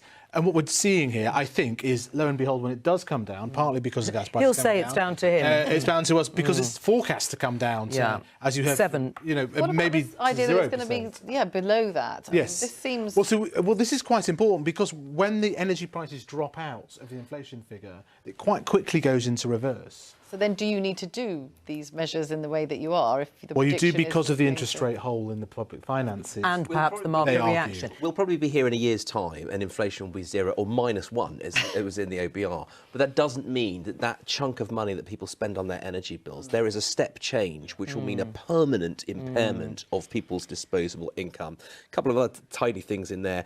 The capital gains allowance came way down from 12,000 to 9,000 to 12,000 to 6,000 to 3,000. I think some backbenchers will say that's not a particularly Tory thing to do. And also in there's an assumption that house prices will fall 9%. So those are some of the extra details in there which the OBR is modelling out there. And I think overall business will say... Council tax, Joe, we did say during it, he didn't really mention that, but as we thought, it is going to allow councils to put up council tax rates in without the referendum. Which is at about 2.99%, so it could go up as high as, I don't know what the cap is, 5%. Potentially.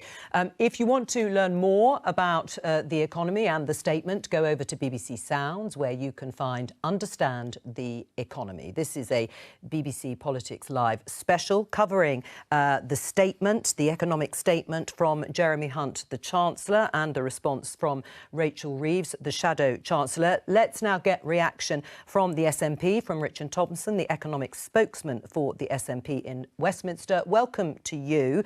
First of all, your response to what you heard from Jeremy Hunt. Well, I think my response is one overwhelmingly of disappointment. I think that anybody who woke up this morning worried about how they were going to pay their bills and find their way through the cost of living crisis over the next few months and years ahead, it will still be left wondering that, because the fundamental fact of this is that for all the increases in spending in cash terms that were announced by the Chancellor today, they're being eclipsed by the inflation rate that's hit an 11.1%, a 41-year high today, it's been announced. So the purchasing power of any extra money that the Chancellor is announcing is being more than eroded by that state with inflation. Now, you say disappointment, Richard, but you will have heard Jeremy Hunt announce an extension, a continuation of support in terms of the energy price guarantee, albeit, yes, a little bit higher, but it is going to continue for another year, and then targeted support for people who are on means-tested benefits, for pensioners and to those on disability. Presumably you welcome that. Well, it's better than if it wasn't happening at all, but it's still only a mitigation, a partial mitigation of the increased costs that people are facing. As a result of global headwinds, we heard from Jeremy Hunt there, those global headwinds, the Office for Budget Responsibility agrees that that is the main root cause of the high inflation. It's not the only cause of no, it, though, and there are a few self-inflicted wounds like the Liz Truss quasi-quartering budget. Yes, but they've unwound. They've unwound pretty well all of that. And also Brexit certainly isn't diminishing those headwinds. So, you know, let's not let the government entirely off the hook that this is entirely down to global factors. But in terms of who picks up the bill for this, the Chancellor's aim was, or his words sadly didn't match up to the actions, because there were a number of measures that three measures he could have taken which would have placed the burden of the taxation onto the broadest shoulders. One of those would have been expanding the windfall tax, so it wasn't just about oil, gas and energy companies and expanding it to big retailers like Amazon. They have expanded it quite significantly, haven't they, Richard Thompson? They are going to be bringing in the region of £14 billion. Well, they could have done that. They could also have taxed non-DOMs. That might not have made them very popular with his next-door neighbour. And that would have raised about £3.2 billion. That would have raised the £3.2 billion, which isn't currently being raised. And they could also, if they taxed share buybacks, that could have raised approximately another £11 billion. So in a £55 billion consolidation package, as it was being put, split 50-50 between spending cuts and increased taxes. Straight away, even just with the last two measures I've mentioned, that's the core of about 15 billion that could have been raised without having to increase the tax burden on some of the people who are least able to afford that. Right, but the consensus, if you remember, the mini budget that you talked about earlier from Liz Truss and Kwasi Kwarteng, the increased amount in borrowing, much of it unfunded tax cuts as the markets viewed it, but the largest amount fiscally was the energy intervention, the energy price guarantee. Rishi Sunak said that the plans to increase borrowing were risky and even immoral. The SNP, you, on the other hand, said Liz Truss wasn't borrowing enough. Your leader at Westminster, Ian Blackford, said that Liz Truss's plan to cap energy bills fell far short of the help we need, even though it was probably, according to the Institute for Fiscal Studies, one of the most expensive policies in modern political history. Well, the borrowing in and of itself needn't necessarily have been a problem. It was the fact that there was no clear plan for how that was going to be consolidated through the tax base. That was what gave the fright to the markets, and that's the price that we're still paying through interest rates that are higher than they would otherwise be, which also means that any of the spending increases in cash terms rather than real terms announced by the Chancellor simply aren't going nearly as far as they need to go. But in terms of spreading that burden, there's a couple of measures there in terms of the share buybacks, taxing and tackling non-DOMs would have spread that burden far more equitably. But of course, it is that the energy costs that are building much of the inflation that's there. It's increasing costs for businesses. It's driving through into the costs for food and drink. And that is what's really hammering families at the lowest end of the income scales there. And that's why much more needed to be done today in order to put money in people's pockets and to spread the burden equitably. Sadly, that is not what happened. Richard Thompson, thank you very much. We're going to speak to Daisy Cooper in just a moment, the Deputy Leader of the Liberal Democrats. Let me just bring you this news. This is criticism from the former Business Secretary, Jacob Rees-Mogg. He's criticised the substantial tax rises contained within the autumn statement. Let's just have a listen to what he had to say. We are basing what we're doing on a forecaster who has a very bad track record. And that means that we are, I think, taking decisions that I would prefer us not to be taking. So I'm particularly concerned about the tax rises. When an economy is going into recession, you would normally expect there to be some fiscal support of an economy in recession, whilst you have to have high interest rates to deal with the inflationary problem that the ABR and the Bank of England failed to spot a year ago. Well, there, Jacob Rees-Mogg, very clear that he doesn't like the tax rises. Vicky, yes, says he will vote for them. Well, indeed, we don't know about Esther McVey. It sounded like she probably wouldn't. Another Conservative this is the big thing here for the government. There will be lots of criticism. How far are they prepared to go against what? It's a warning shot across the bows, isn't it? Yeah. Let's catch up with Daisy Cooper, who's standing in Central Lobby. Hello to you. Hello. In terms of the big picture announcements, extra cash for education, extra cash for the NHS, pensions and benefits being uprated in line with inflation. Are you in support? Look, this is a cost of chaos budget, and it's leaving every single person in this country to pay the price through higher taxes and weaker public services. The OBR has already confirmed that not only are we in recession, not only are we going to have the slowest rate of growth of all similar countries, but the British people, struggling families, are now going to face the biggest fall in living standards ever on record. I think that is a damning indictment of the Conservatives' incompetence. Right. I mean, Daisy, what decisions, what other choices would the Liberal Democrats have taken? Well, the Liberal Democrats have said there should be a proper windfall tax. We've been calling for that for more than a year. Well, and it has been extended quite significantly, hasn't it? No, look, the Tories' windfall tax is so pathetically weak that a company like Shell that has made £26 billion in global profits has not paid a single penny into the Treasury. You can increase the rates all you like, but if you don't close the loophole, you're not going to get any money from them. Ed Davey, your leader, described Liz Truss's administration as probably the most right-wing government in modern history. Would you still say that under Jeremy Hunt and Rishi Sunak? Well, I think the nicest thing we can say about them is they're not as bad as the last lot, but that bar is incredibly low. I think what we can see today, though, is that their budget, as I say, it is the price of Tory incompetence and chaos. Families are going to really, really struggle. They're going to see their taxes go up and their services get weaker. Daisy Cooper, Deputy Leader of the Liberal Democrats, thank you very much for joining us. And that brings us to the end of this special programme covering the Chancellor's autumn statement. I will be back tomorrow with Politics UK at 12:15 here on BBC Two and on the BBC iPlayer. But Thank you to all of my guests for joining me here yet again in the studio for another big programme here from Westminster. Bye-bye.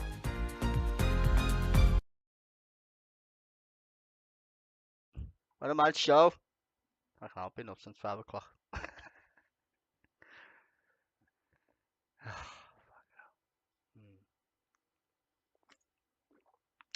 Interesting.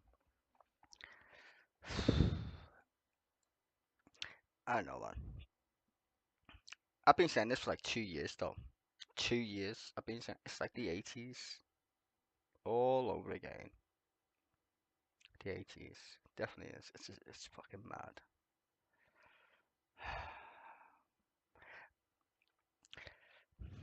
It's gonna get madder next year. If you see my tiny video of Scotland leaving the Union, I still think it's gonna happen. Got nothing against Scottish people, by the way, but I'm just gonna think it's not gonna help, is it? So yeah, that's gonna be mad. I think a lot of people think, oh yeah, it's gonna get better, and see, no, it's not. It just isn't. I'm still waiting for the Supreme Court to say whether Nicola Sturgeon can hold an election without Westminster's permission. That's the only thing I'm waiting for, really. Then I can complete my mad fucking prediction of 2023. I mean, it's gonna get worse. I don't think interest rates are gonna come down yet. I mean, I'll be lucky. We'll be lucky if we survive World War fucking 3 at this point. Fucking Russia, stupid cunts, can't even fucking invade a village. I don't know. This budget today was just useless anyway. So basically, everyone's paying more taxes. We're getting a pay rise. What's the fucking point in that then? I'll tell you what they should have done. They should have said anyone earning over 100 grand a year is going to pay 60% tax. And anyone earning over £1 million, you're going to pay 80% tax. And we're going to raise the minimum wage to 14 quid an hour. And fuck the energy prices. We're going to nationalise all the energy companies and keep their profits if they're based in the United Kingdom. Because we can. This is the thing. We give it to private companies. And then you hear all the private companies are making record profits. Well, if that was an actual government-run corporation, that would be our profits as a nation. And this is the thing. People say, oh, businesses are great, you know. No, they're not. I mean, the shop on the corner is. I'm not saying we should nationalize Apple or whatever. But I mean, come on now. When you talk about the national resources of a country, don't you think that should belong to the people, not private corporations? I'm just saying. That sounds a bit antiquated. You know, like back in the day, people thought slavery was okay. We soon changed our mind about that shit, right? So, national resources of a country belong to whom? The people. Yet governments seem to get away with saying, oh no, it's fine, rich people can have it. And we get the dregs. And then they charge us for our own natural resources, which is a piss take. I would rather pay higher taxes if I thought the government could actually mine or drill some fucking gas or some shit.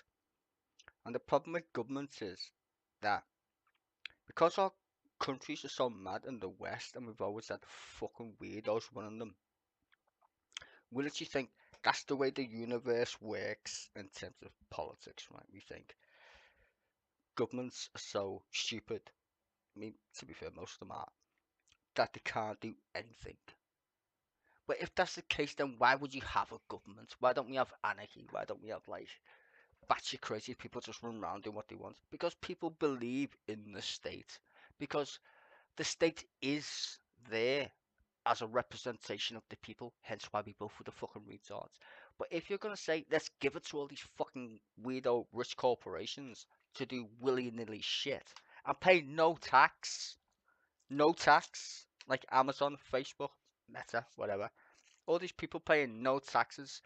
Do you know how much the energy companies get in Britain as subsidies? They get £80 billion a month or some fucking amazing amount of money.